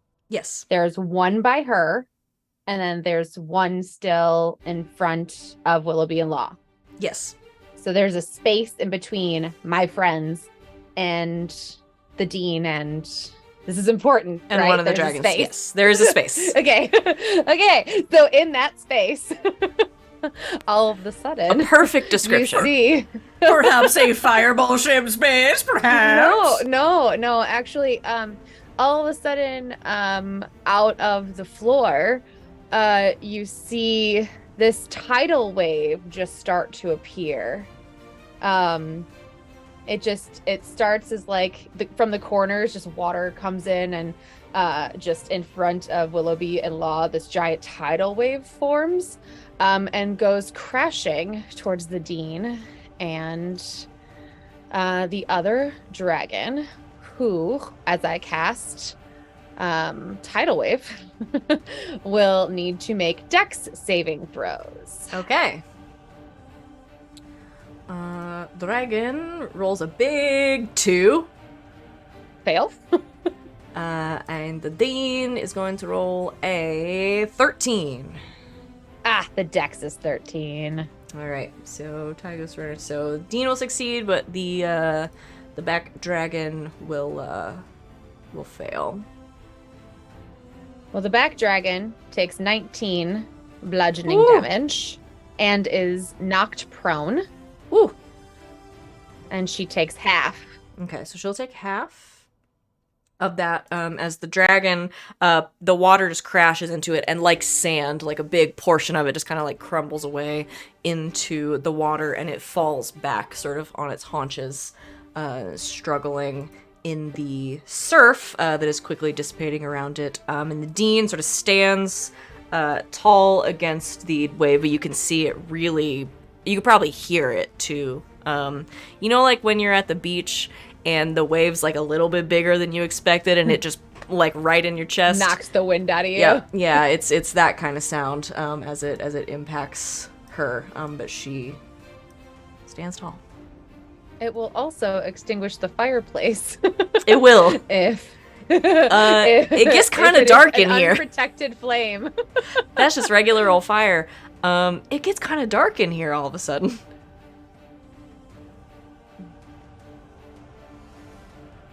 Whoops.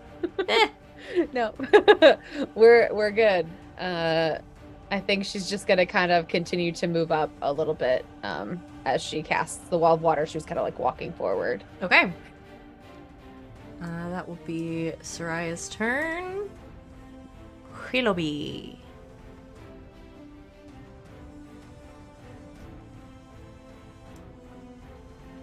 So we still have one in front of us. That's not the one that got knocked prone, right?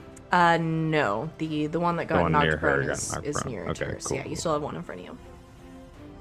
Yeah, I guess I'll just swing at that. Okay. Ooh, 10's not gonna do it. No. Okay, second attack. Hey, 9 is also probably not gonna do it. 9 is not gonna do it. Oh, brother. Unfortunately. Well, that sucks. Okay. Well, I tried. Yeah. So two broad swings at the dragon. Unfortunately, it just like it hits this like hard stone, a thing that the sharp edge of a long sword cannot easily cut through.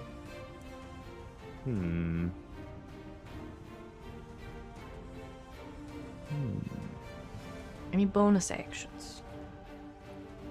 No, I don't think so. No, I'm gonna stay where I am. Okay. So that will be Willoughby's turn. The dragon is going to turn back to you and return the favor.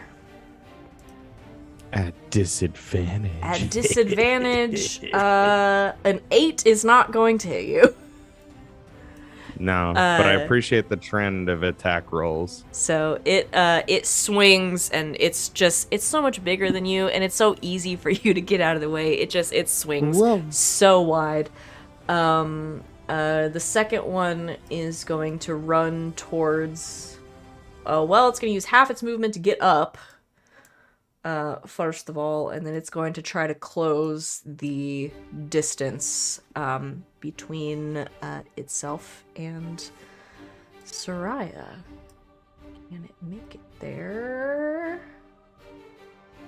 Yeah, you said you walked forward, so it's going to get up and sort of close the distance, and it's going to take a bit. And I mean, this is like. Go ahead. How close is Sereia to me? you said you kind of walked forward, right? She's probably 10 feet in front of you. Okay. Out of range of protect. Yeah. Yeah, I think so. So this like mangled dragon statue, with like it's like one of its arms and wings, kind of like this hole carved out of it, closes the distance, Sereia, and takes one big swing at you. That's a 16. That hits. Alright, you're gonna take a whole 6 bludgeoning damage. We're fine. Good. But that is all the dragons can do. Law. It's your turn. I'm gonna follow up on Willoughby's efforts. Willoughby's distracting the dragon, so I'm gonna take a cheap shot at it with my hammer. Okay.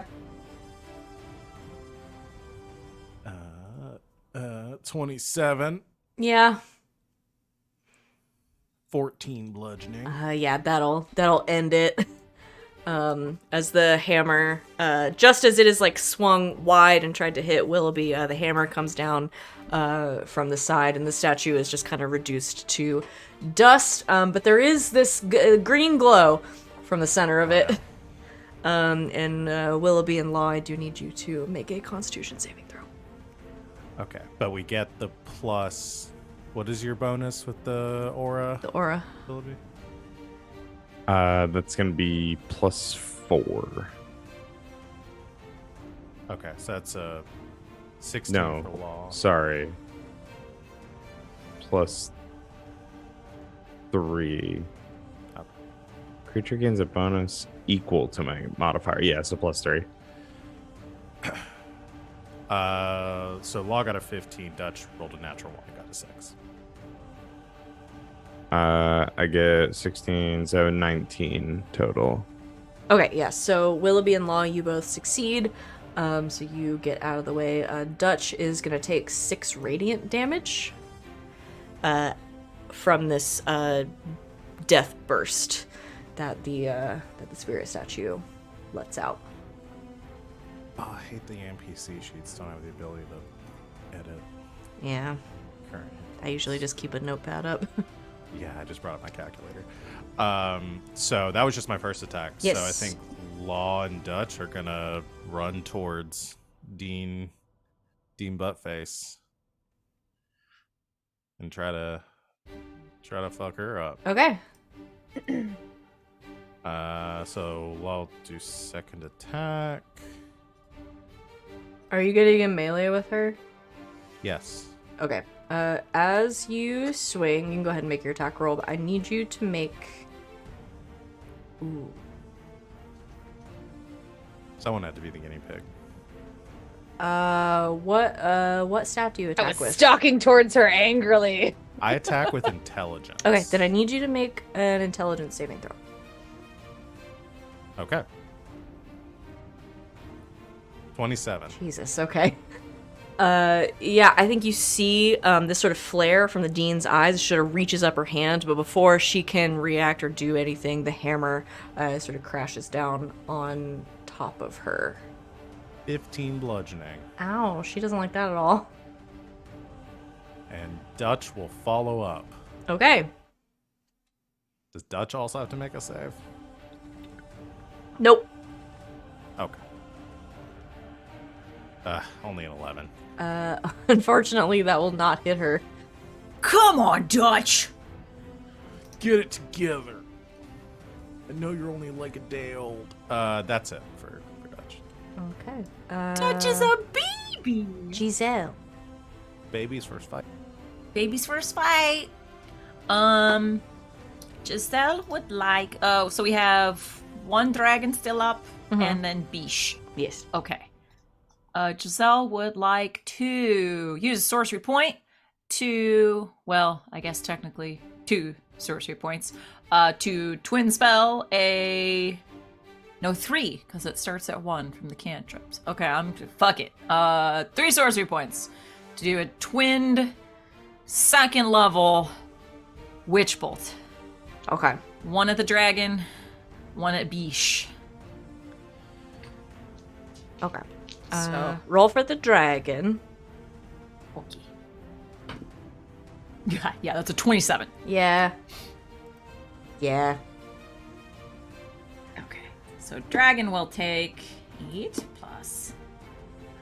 Dragon will take 12 points of lightning damage. Okay, so as the lightning sort of blasts through the side of the dragon, leaving a hole in its wing, and you are connected to it. I need you, as you cast Witch Bolt at the Dean, to make a Charisma saving throw.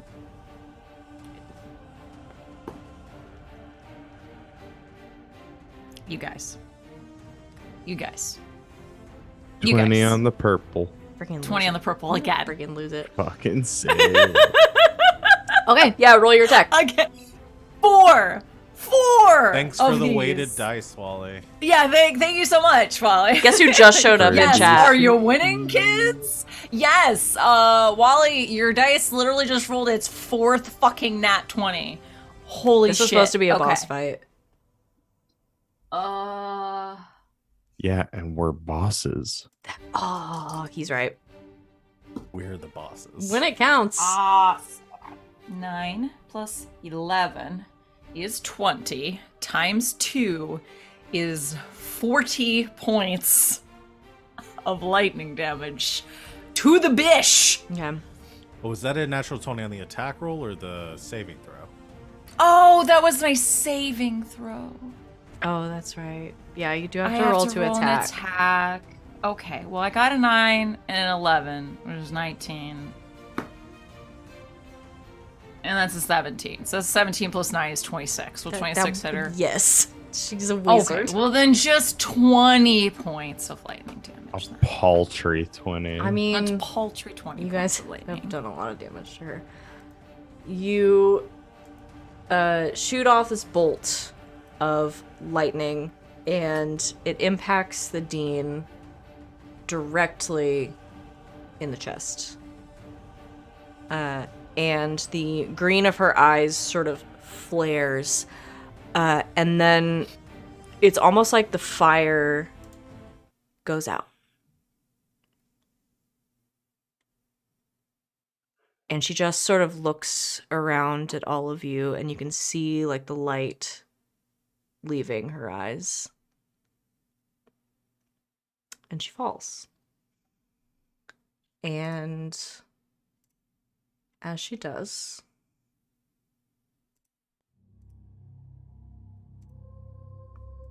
the orb slips from her hand. And as she crumples behind it, it rolls toward you all, sort of in the center of the room. There is a flash from it. There is this flare of like sickly green light, and there is this huge gust of wind. I need everyone to make a strength saving throw.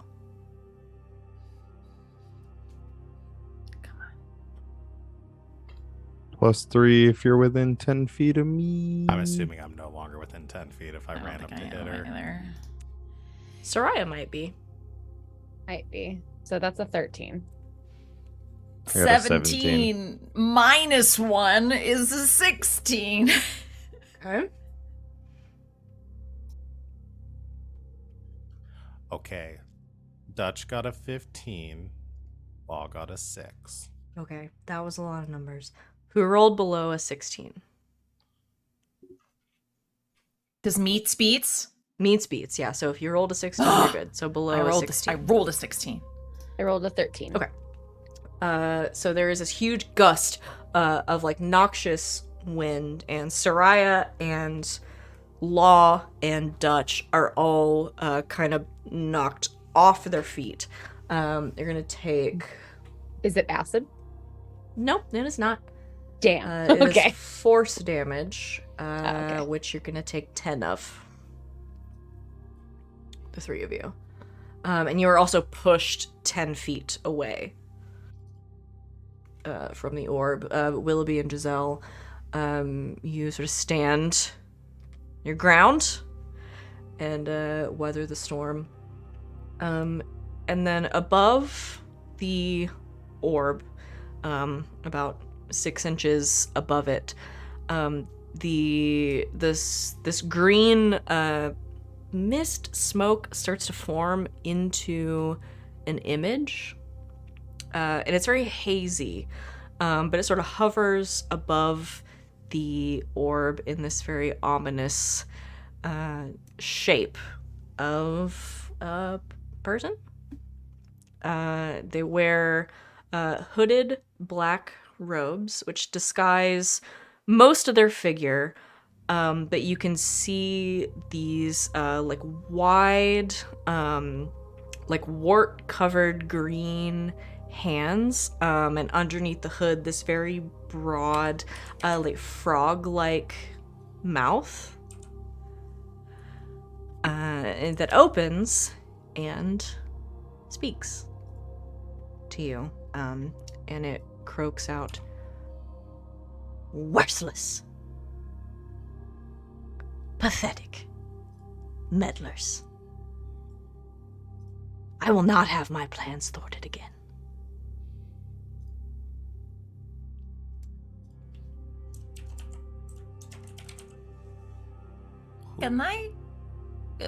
Can we cast Spare the Dying on the Dean? I was gonna say I want to run to the Dean and cast Spare the Dying, but it's not really I just got pushed back 10 feet. Sure. Ow. Whoever's closest. Yeah, Go ahead, Sereia's Sereia. gonna run and cast Spare the Dying on the Dean. Okay. The image in front of you just kind of like, you can see it kind of turn, watching what you're doing, shakes its head a little bit. What's your name, kind stranger? Who are you? You should already know my name. It is Murgaxor Grenshel, which your DM will post in the chat. That's what I would have guessed. It should be my first guess.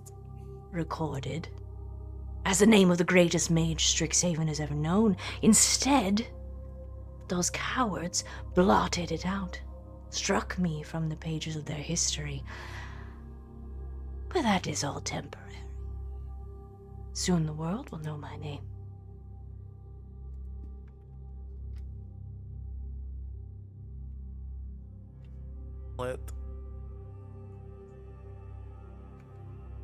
What was that? You were sort of breaking up. Can you spell it? Law doesn't see the chat. Then he ignores your question. So, Well, all right. Why are you doing all of this? I mean, what got your name blotted out from the history of Strixhaven? Why am I doing this? Vengeance! Vengeance on a scale your feeble mind could never comprehend. paint me a picture then. Are you going to destroy all of the worlds on the material plane and beyond? Just Strixhaven maybe? Like what's your deal? Strixhaven, for now. Those pawns were only the beginning. Yeah, you seem super powerful. A few first years were able to thwart your plans thus far. Just still checking on the Dean. It just doesn't like. So,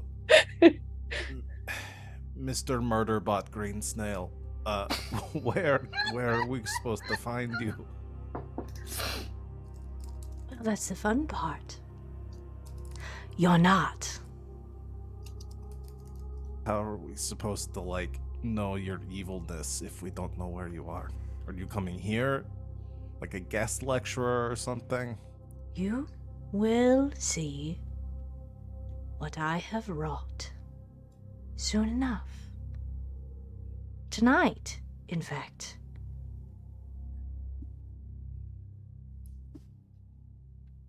What do you want? We've been over this. Vengeance! Right, vengeance. Vengeance so everybody knows the name of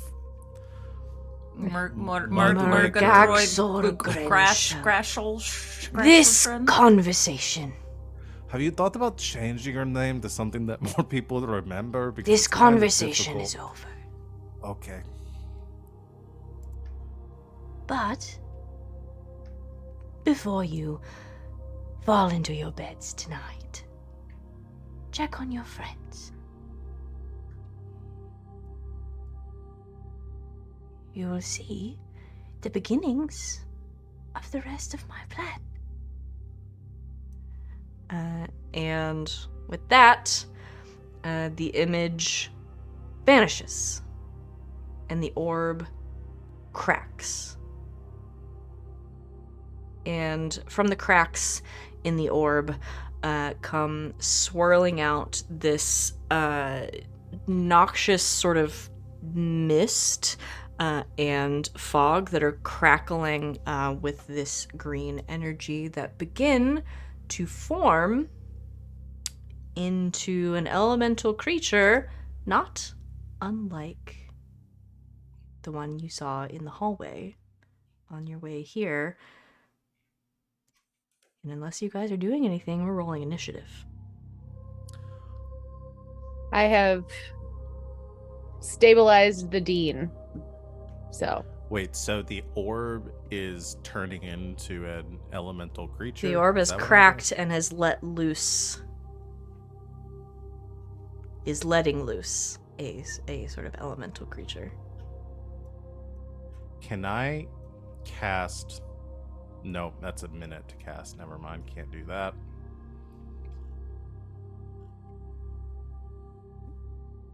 Does anyone have mend? Maybe if you mend it. Mending takes a minute to cast. That's what I was Damn. looking at. We're on the same page at least. If it's mended, Furiously it putting can like come model out. glue into it. Just like, It is pouring this noxious gas into the room, and Use a it wish. is forming into a noxious elemental creature. I got nothing.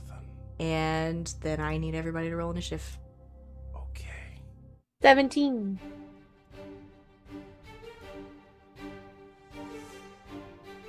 Ooh.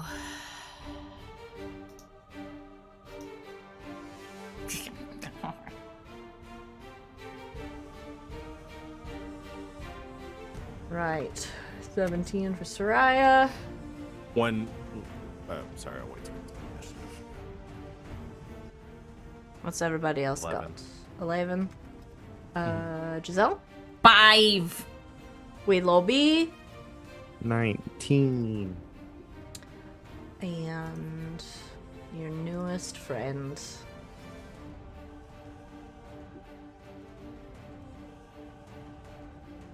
Is going Our to friend Greg. roll a 20. Craig.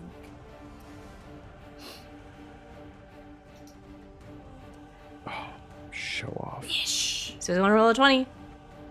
And it's gonna go first. Who was closest to the orb?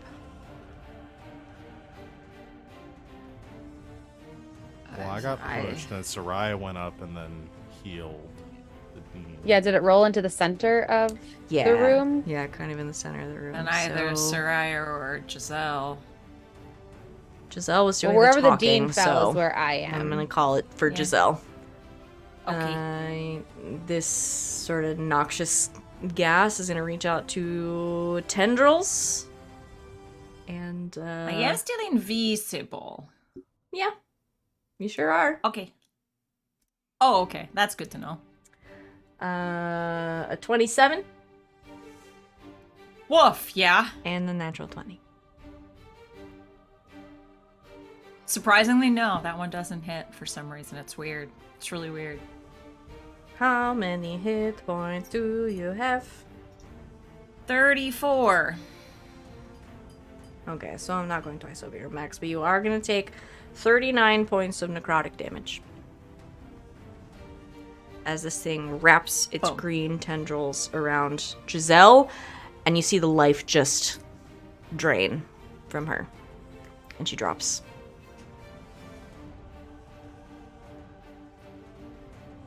Willoughby?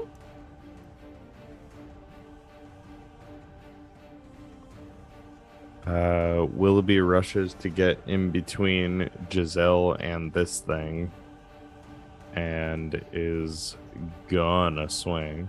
Okay. Say 16 hit? Yep. Oh, thank God. I'm gonna pump a 2nd level Divine Smite into this thing. Okay.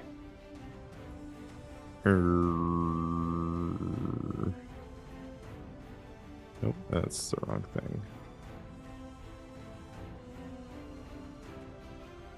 Okay, so it's 3. Alright, so it's 6 slashing. And then... Damn, 17 radiant. Okay. Yeah, as Willoughby takes a big swing, the radiant damage, you can feel your sword, again, like earlier, sort of like cut through and then slow a little bit. But as it's going, you can see the sort of noxious gas that's forming this thing start to like burn up from the radiant damage, and it lets out this kind of terrible hissing sound as that hurt it bad. Real bad. Good. It up, I'm gonna Willoughby. swing again. Okay. Yeah. Ooh, 11. 11 does not hit, unfortunately. Whack. As it sort of snakes out of the way of that second hit. Ready for you, because you heard it real bad. Hee hee hee hee.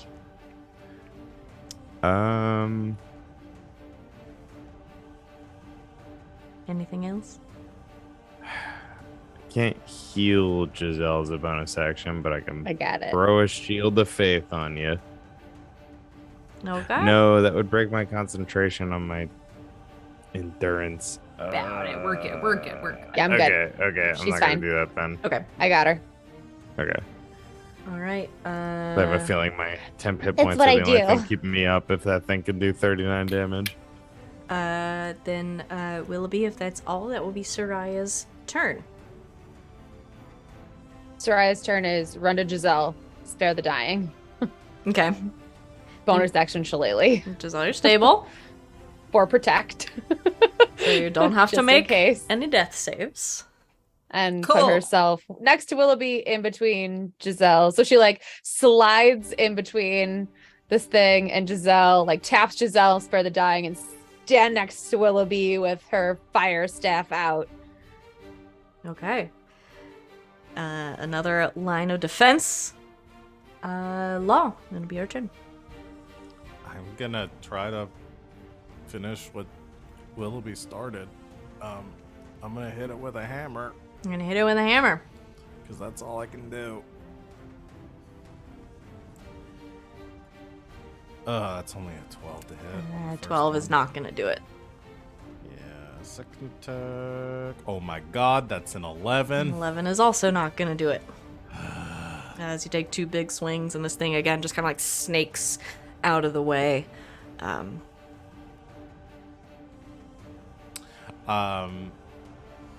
gonna have Dutch attack it, but I'm also gonna have Dutch situate because Sereia and Giselle are real close together, right? I'm like, I mean, everybody's real close together. Soraya is at this essentially point, yeah. standing over Giselle yeah, next to Willoughby. and just adding to that, Dutch is gonna stand over Sereia, standing over Giselle, standing next to Sure. Willoughby. Just full, just Full stack 'em up. Avengers stances Yeah. here. But it's gonna make an attack. Okay. 12. Oh my god. Yeah, it's not gonna do it. Big whiff. As the thing again just sort of like displaces and then comes back together after the attack. That's all I got. Giselle, you're stable. Giselle, we're conscious. I'm stable. So you don't have to make any saving throws. No, but that's my turn because I'm unconscious. But it is the orb elementals. That's what I'm calling it. Turn. If I were conscious, I would say fuck this thing. but I'm not, so I can't. And it You look is really pretty as you're laying there unconscious. Still in your gown. a beautiful from the night. corpse. A beautiful unconscious Oh, Giselle. it's gonna make 2 attacks at the last 2 things to threaten it. So Law and Willoughby. Disadvantage and disadvantage. Disadvantage and disadvantage. You're right. Against Willoughby, that's a 10. Against Law, Dodge. that's a 23. Uh, The other one was a natural 20. Yeah, even with a shield, that would put me at 23. So, yep, that hits. Going to, as this one of these tendrils slams into you, you're going to take 15 necrotic damage. I don't think I can absorb elements on that. But that's all. And not the crit, which would have been pretty bad. But that's all it can do. It's Willoughby's turn. I attack.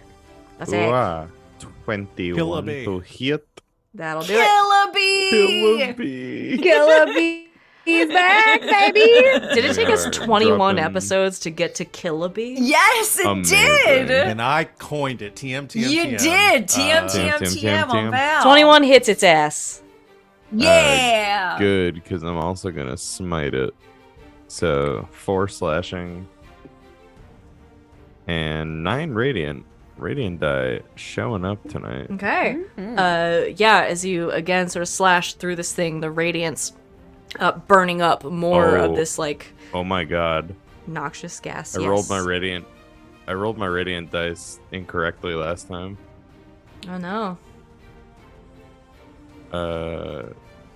They were only D6s, Oh well. but they maxed. It's Oh fine. well. Yeah, I was still It was max, like- so that's It's really a good. good ass. Yeah. Yeah. We're here now. Yeah, is that the radiance sort of burns through more of this like noxious air? Yeah. Anything else? Yeah. Swing again. Oh yeah. 16. That'll just hit. Frick it. One more smite. 10. 10 radiant. Sorry. And then another 4 slashing. Yep, that's enough. Nat 1 on my slashing damage. What the frick? As Willoughby takes one more big radiant swing, just straight overhead through the center of this thing. Do you say anything cool? Uh, No pressure. No pressure. Shh, everyone look away. Everyone look away. Give him a second. Look away. Everyone look away. your attitude is almost as bad as your odor. As you swing down, and the radiance takes hold, and you hear this sort of terrible hissing sound as the rest of this sort of noxious like gas burns away into nothing. Sweet. And then I'm pretty much immediately gonna just drop a 15 HP lay on hands on Giselle. She also gets 15 from my cure wounds. I just cast it at third level. And a you get 30 hit domino. points She was back. very concerned. 30 HP and a cat. You get 30 HP and a cat. No, I'm the cat. Domino disagrees. I'm the cat, Domino. I am the cat. Look at me. Meow. As I'm a cat. Hi, Domino. As Hi, Domino. the noxious fumes sort of burn away, you see what is left of this creature sort of swirl back and be sucked back into a crack in the orb. And then in front of you, the orb cracks a little bit more. And as the rest of this sort of smoke is sort of sucked into it, it starts to glow this very bright green and sort of pulse ominously. Someone grab the dean. Let's get the fuck out of here. I'll have Dutch grab the dean. Okay, you have Dutch grab the dean. Also, thank you for healing me, but let's get the fuck out of here. Go! Go! Now! Go! You just leave the orb. Is it like looking like it's gonna explode, or is it just No. pulsing? No, but the pulse looks very familiar to you because it did it a minute ago and let loose a whole terrible elemental. So it looks like it's just gonna keep doing that. Yeah, we should Okay. just Let's leave. go. Do I have? I mean, how long did it take last time? Do I have time to cast a mending on it? Came out pretty quick. Yeah, I'm gonna say no. I don't have any duct tape. Let's go. We need to tell somebody. We need to tell an adult about Mudflapper Green Shell and figure out what we should do. Let's go. Okay, so you leave the orb. You take Yep. the dean. You leave the orb. As we're leaving, Sereia will cast Healing Spirit. Take the dean, leave the orb. That's what I was going for. Thank you. You cast Healing Spirit. And the dean will get, what is it? Can heal a number of times equal to 1 plus my spellcasting modifier. So everybody's gonna get the dean, and I think I'll skip Giselle because she just got 30. I think we're probably okay good. there. I'll give myself and the dean and Willoughby and Law everybody just gets 7 back, but it's Okay. something. Something. 7 is living. Yep. Mm-hmm. So the dean, I think, as the 5 of you, because Big Dutch is with you now, carrying the dean. So the 6 of you, hurriedly kind of make your way back through the portal, back into the dean's wing of Archaea Memorial Hall. Sereia, as your spell takes hold, the dean kind of comes to, just a little bit, kind of teetering on the edge of consciousness. Yeah, and you make your way back out into the hall through the reception area and out, I assume, back onto campus. Yes. What do you do? I think We need to get to the infirmary. We need to bring the dean, and then we need to check on everybody. The murder bot, the stank holder, whatever its name was, said something was going to happen to our friends. It has to be that sickness thing. They said they were around a long time ago, and their name was Strock or whatever. The blah blah blah. I'm important. Blah blah blah. We said last time all the other people were gonna go somewhere. to the party, Yeah. the club on campus. Yeah. Lucid dream. Yeah. The Lucid We should- Dream, which is on Silver Quill's campus. Yes. We should take the dean to. We should The take the infirmary. dean to the infirmary, and then should we split up? Like, No, can we knew where they were going. Oh no, I mean, should we?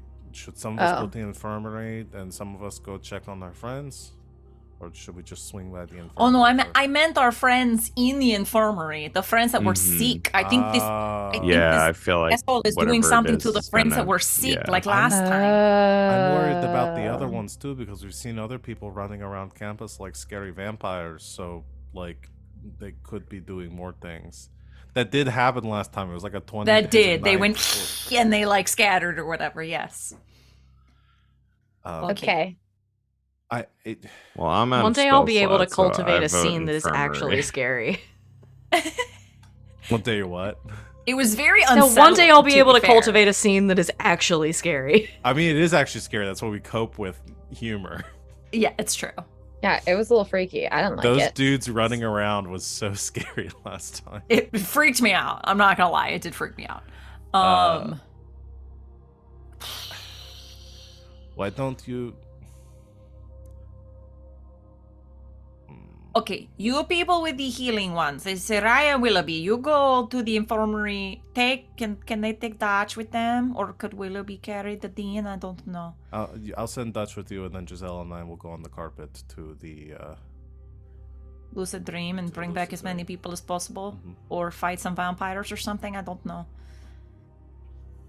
Just see Okay. what's going on over there. Make sure everybody's safe. We'll come find you at the infirmary as quick as we can. Okay?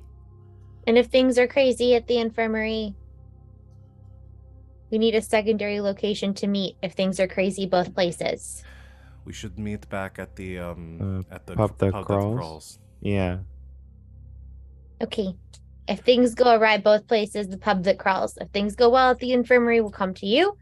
If things go well there, then you come to us. While we're talking, Law's gonna patch up Dutch so that, and just in case. Yeah. I can do that with mending spells. Yeah, you have time to do that. Okay, so just say Dutch is back at full because it's like 2d6 per mending spell casting. Cool. Unless you want me to roll it. No, you have time to do that. I'm not worried about it. All right, Dutch, protect them. Do what they say. Ribbit. Let's go, Dutch. I missed you. Ribbit. You guys be careful. You too. Let's go, Willoughby. And barely conscious Dean, tell us. The dean also says ribbit. Yeah. Strangely enough. Well, Weird, I but- did say that the figure had a strangely wide frog-like mouth, so Yeah, I'm noticing a frog theme. Yeah. going on here. it's gonna get kind of weird when you guys come up with stuff that's thematically appropriate that you didn't know was thematically appropriate at the time. I'm just saying. I'm loving it. You have to tell So- this thing that you made Dutch in their honor, I think, is how we have to suck up to this guy when we meet him. I don't know if he's gonna believe that. Let's start with infirmary crew. Who's going to the infirmary? Me and Willoughby. Sereia and Willoughby, the healing friends, and Dutch carrying the dean. You guys split off, and the four of you, so the two of you and Dutch and the dean, make your way to the infirmary.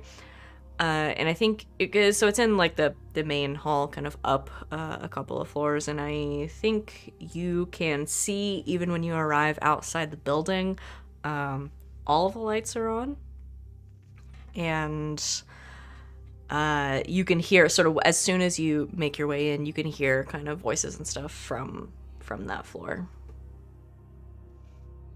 Yelling or normal volume? I mean, it's loud. It's a lot of people talking. It just sounds very busy. Not like a panic, but it sounds like it sounds like a busy hospital, essentially. Uh-oh, Willoughby.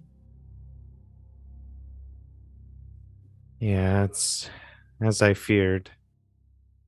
Infirmaries don't usually sound like this at 2:00 in the morning. Whatever it is, probably at this point. Yeah, it's really late.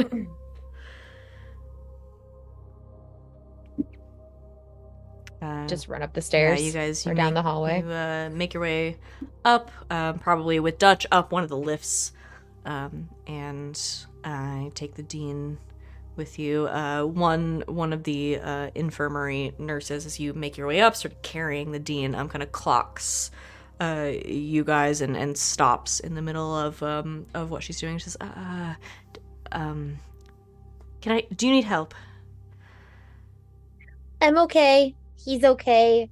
She's not doing great. Is that Dean Tullis? Yes. Oh no. Yeah. All right. Follow me. Does she have any life-threatening injuries? Is she bleeding? And she's kind of like looking over her very briefly and then is kind of like bolting one direction, telling you to follow her. Give This me. is not a black tag situation. She's okay, but she'll Okay. need healing. All right, good. We're sort of triaging everyone at the moment, so as she makes her way down to kind of find like one empty cot on like one side of one hallway, you can put it here. I'll run some basic vitals and everything, but she's stable? Stable. Mm-hmm. You sure? Positive. Yeah. All right. I all did right. it myself. All right. I'll take it from here. Thank you. She kind of immediately But goes to work. is we there kind of- anything we can do to help? I don't know. What happened? Well, I don't know. People were leaving the masquerade, and we thought it would be a slow night, just a couple of people coming in, having drank too much or whatever, and then they started coming in, and then they just sort of kept coming in. People are, I don't know, falling asleep and not waking up. Like a sleeping sickness? I don't know, maybe. We haven't had time to run tests, 'cause we're just sort of making sure everyone is stable, and then we'll figure it out from there. Willoughby, it's like what happened at the duel. Yeah.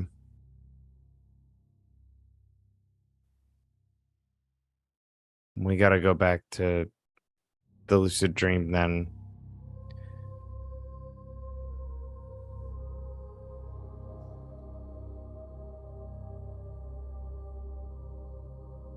Okay. We'll take Doesn't care look of her. like there's anything we can do to help here. We should go catch up with our friends. Yeah. Hopefully everything's okay over there. She'll go over to Dean Tullis's bedside. She's like pretty conscious at this point, but still kind of out of it.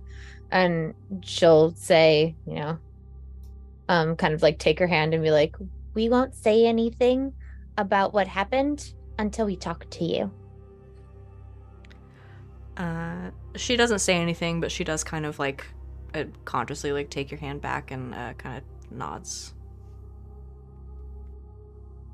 and then She'll grab Willoughby and, okay, let's go as fast as our little legs can take us. Okay, you take off towards your friends, Giselle and Law.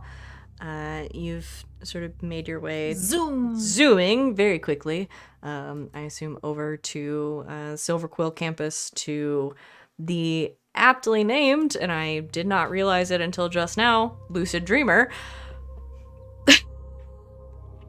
Literally did not occur to me until right now. You guys make your way over to the club on Silver Quill's campus, and it is quiet.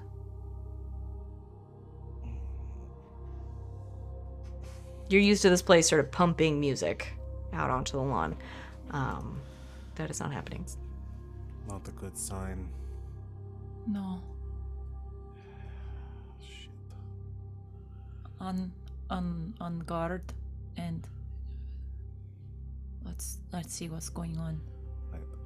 I'm just gonna quickly just give myself 2 cure wounds, just to just in case. Sure.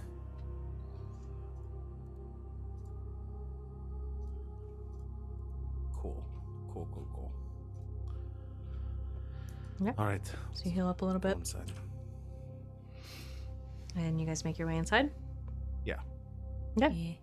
Yeah. You make your way inside, and it is eerie. There's no music playing, so it is strangely quiet, even though the like the lights and the lasers and sort of the everything you come to sort of expect from the Lucid Dreamer is still going.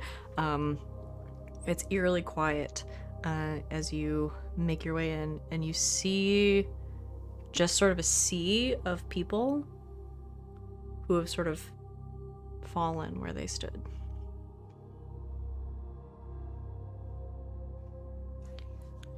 But Start like checking for pulses. yeah, people alive. you start checking people near you. They're all alive. They all have a pulse. They're all breathing. But they're all asleep. But then towards one side of the club, you see movement. As you see a few people over there doing the same thing you were doing. Quintilius and Cadorus look up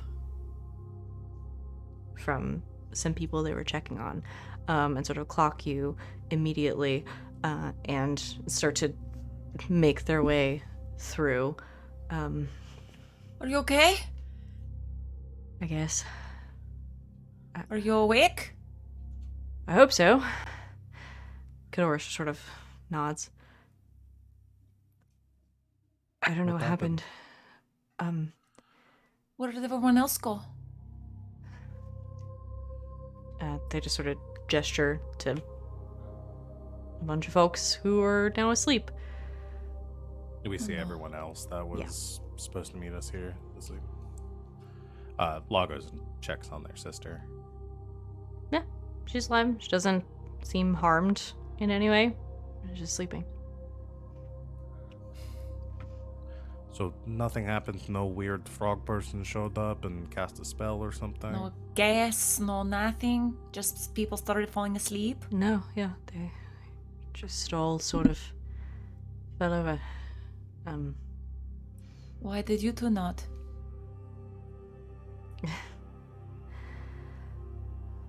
I don't know. Okay, if it's something in the building or something, we should probably all get out of here. Everyone's alive. They're just... The dean was going around touching people before. During the dance. And Cadorus and Quintilius were with us during the dance. Maybe we're the only ones that she didn't get close enough to touch and set the spell on? Maybe. Then That's we a should lot go. of people that she would have had to make contact with in order to do this. Unless she's not the only one that had to make contact. Have you seen anyone else who's still awake? We saw a couple of other people on campus that were running around. No, but we've been here trying to make sure everyone is alive. We can't get all these people to the infirmary. Can I insight check Quintilius? Sure. Why are they the only two?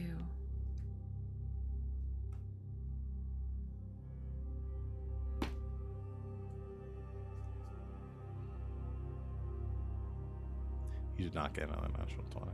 That's 5. I'm putting it away. It's not fair at this point. I'm putting it away. You are the champion. It's not fair anymore. I'm setting you aside and we'll play with you later. My insight is not that high, but that is a natural 20 for a 24. Seems like Quintilius. Seems like the age-old Quintilius bit of something has gone terribly wrong, and I'm going to be fine until I have time to deal with this later. Okay. Not taken over, not a glint of green behind his eyes or anything. No green. His eyes are terribly blue. Unbelievably blue, so blue I could fall into... What? Okay, no, sorry. Fuck it. I'm gonna burn my last first level spell slot to do a detect magic. Okay. To just get a feel for like what we're doing. Like, is there a lingering magical presence over all the people that are affected? Okay, yeah. Yeah, you cast a detect magic. There's just a general aura of enchantment magic over all of them. Oh, you know what? Shoot. Can I retcon that and say I just do an identify on someone instead? That'll actually give me the type of spell that's affecting them. That'll give me more information. Yeah, that's fine. Okay. I mean, the general aura of enchantment magic. But you reach out and touch someone, and identify, and the magic is immediately familiar to you. Because you identified the orb previously. Okay. Yeah, it's the same. This has to be the I legitimately don't remember his name, but the frog guy.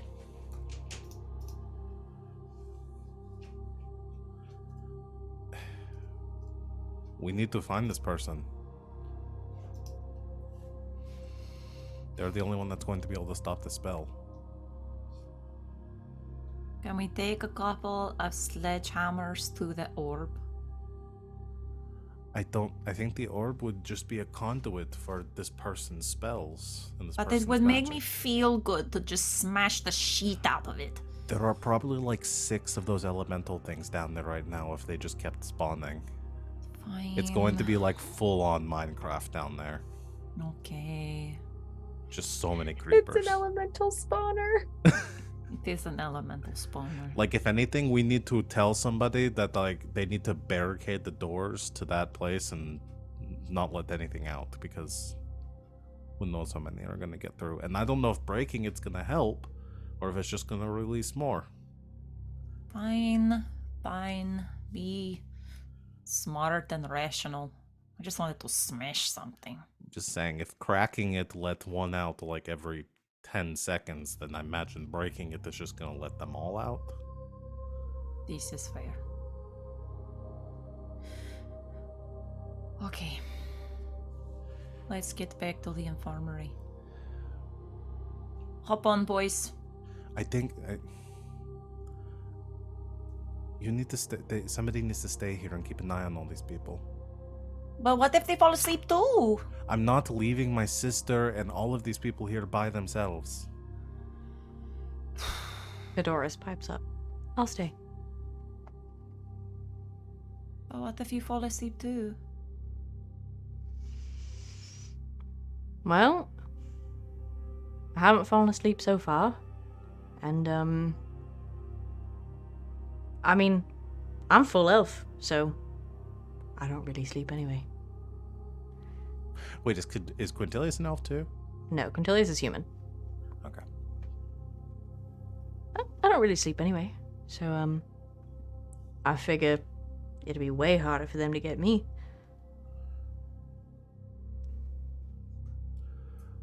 Keep a watch outside the building, just to be safe. I like lock the doors and stay far away from everybody who's been affected. Yeah.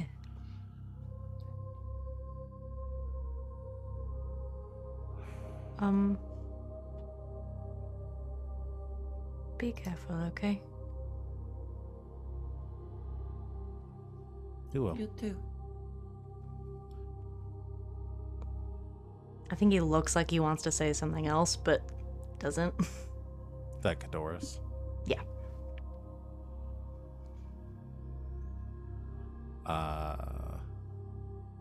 Law just gives him a big hug.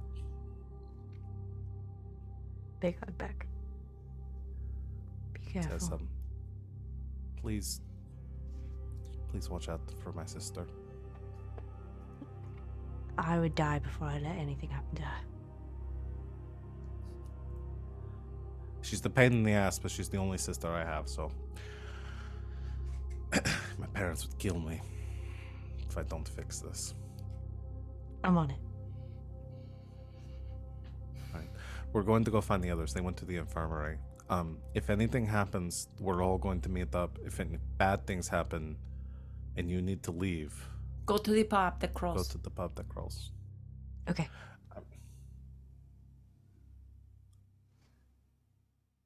I'm going to leave the carpet here with you.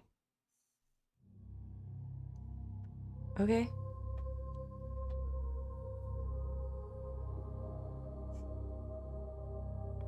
I'll take great care of it. It's fine. Just get as many people out as you can if things go bad. Yeah. I'll see you soon.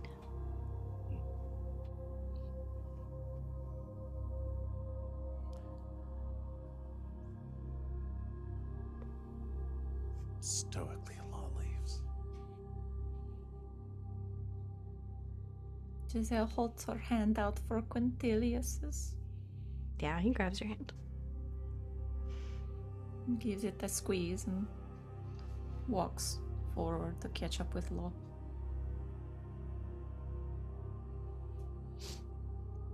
Okay. Do you guys head to the pub? I'm assuming Willoughby and Sereia are not far behind you, considering they don't see you. And you all meet up. The pub that crawls. Boyan, the fairy bartender, lets you in, and sensing something is happening, offers to make you a round of drinks. And that is where we're going to end our session for tonight.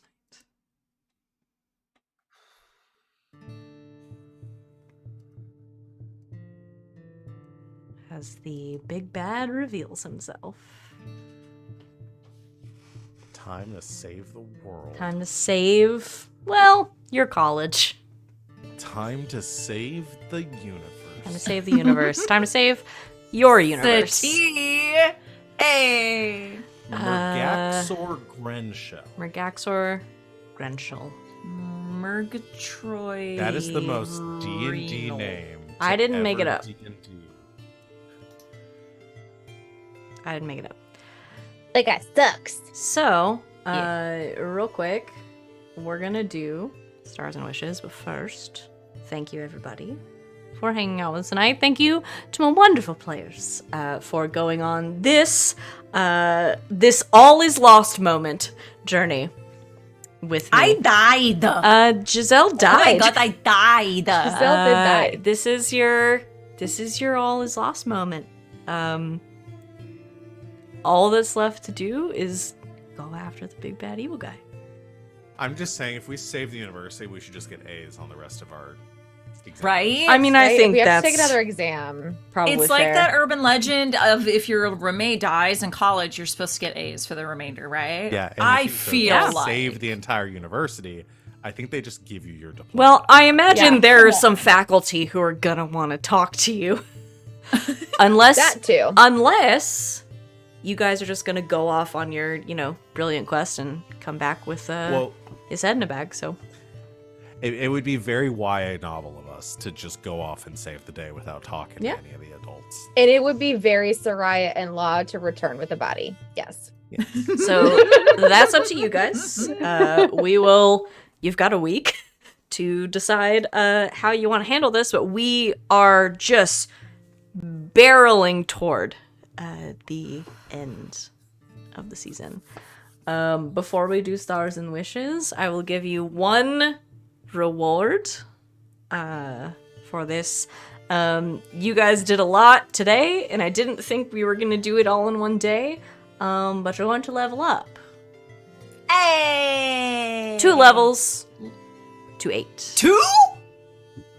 Woo! Damn! That's so exciting because level 7 didn't give me anything. Cool. Level 8. Oh, hell yeah. When we come level back 8. next week, everybody will be level 8. Oh, yeah. Probably with a long rest under your belt, I imagine. Because we're going to meet up at the pub that crawls and probably have some time, because you're going to need it to sleep before you decide where you're going. So, let's do Stars and Wishes real quick, and then we will away until next week. Does anyone want to go first? I go. Rachel! Okay. I'm so ready. My star goes to Val/Law for the return of Dutch. Dutch 2.0! I'm so excited. It's Dutch. Dutch is back. Dutch is buff. Dutch is beefy. Is it just me or does Dutch look kind of sexy now. I mean, damn, Dutch. Beefcake Damn, Dutch. Dutch. I forgot to I loved mention, it. Dutch has big metal abs, just like Yes. 16 of them. yeah. Dutch is a Ninja Turtle now. I love it. That was just really fun. I loved the entrance. I loved the little bit like, what took you so long? Like, just gotta work on your programming. I just loved it. That was great. So And really fun. And just right at the right time too. We really needed Dutch. We had so many battles tonight. So good. It was awesome. And then my wish is I'm kind of leaning towards not talking to any professors before we go. So like my wish is like kind of like, let's just rock and roll, team. Let's not talk to anybody. Let's just go do our thing. My wish is that we're irresponsible young adults. That's my wish. And that's me. I buy it. Thank you, Rachel. Who wants to go next? I'll do mine.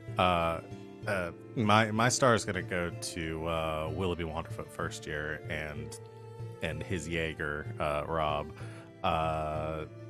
That the pure badassery of Willoughby tonight, just murdering elemental creatures left and right, chopping them up, and also really good defending. I felt protected by Willoughby.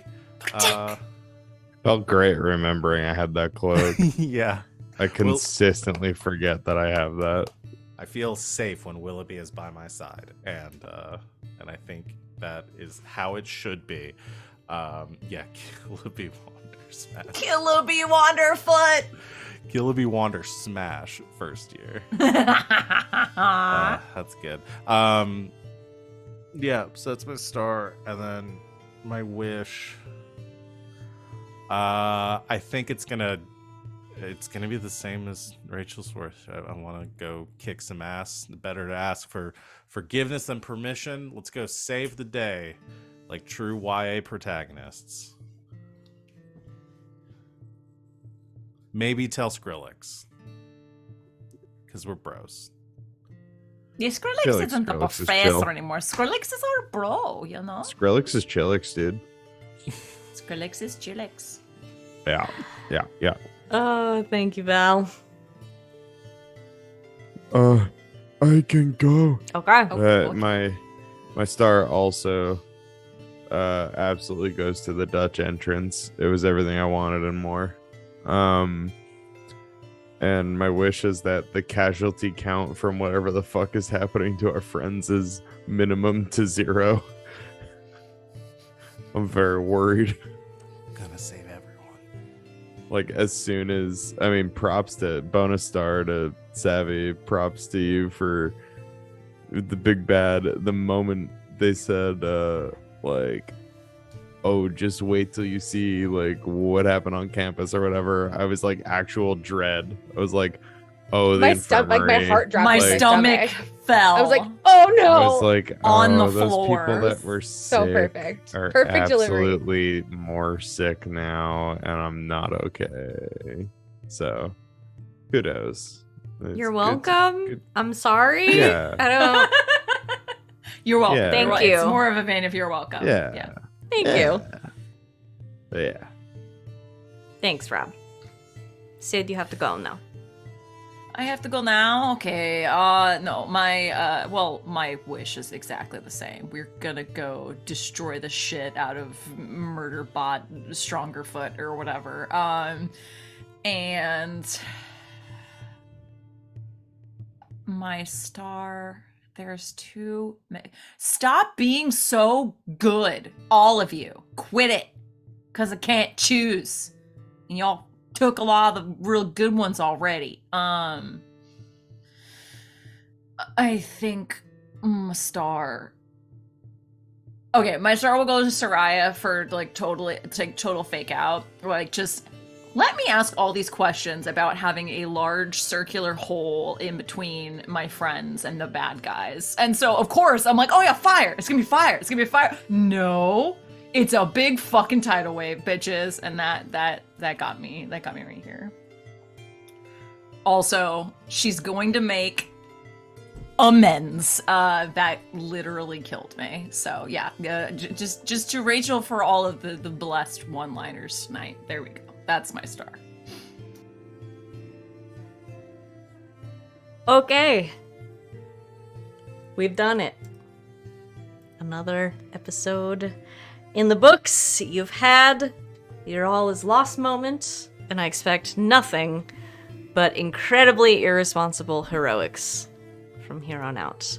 Like I said, we're sort of hurtling towards the end game, so we've probably got a couple more of these, and then we're gonna have a wonderful, wonderful finale, I imagine, and then take a break before season 2. So yeah, they're all gonna be exciting. So we'll be back in 1 week. Does anybody have anything they want to plug before we away? All right. You can join us this week for most of our regularly scheduled screams, our regularly scheduled screams, because that is kind of what we do here. But check out our schedule. It's here on Twitch. It's also on our Discord and a bunch of other places. But we will be back to see what happens next, because the road is only going to get more difficult from here. So until next week, good game and good night, Internet.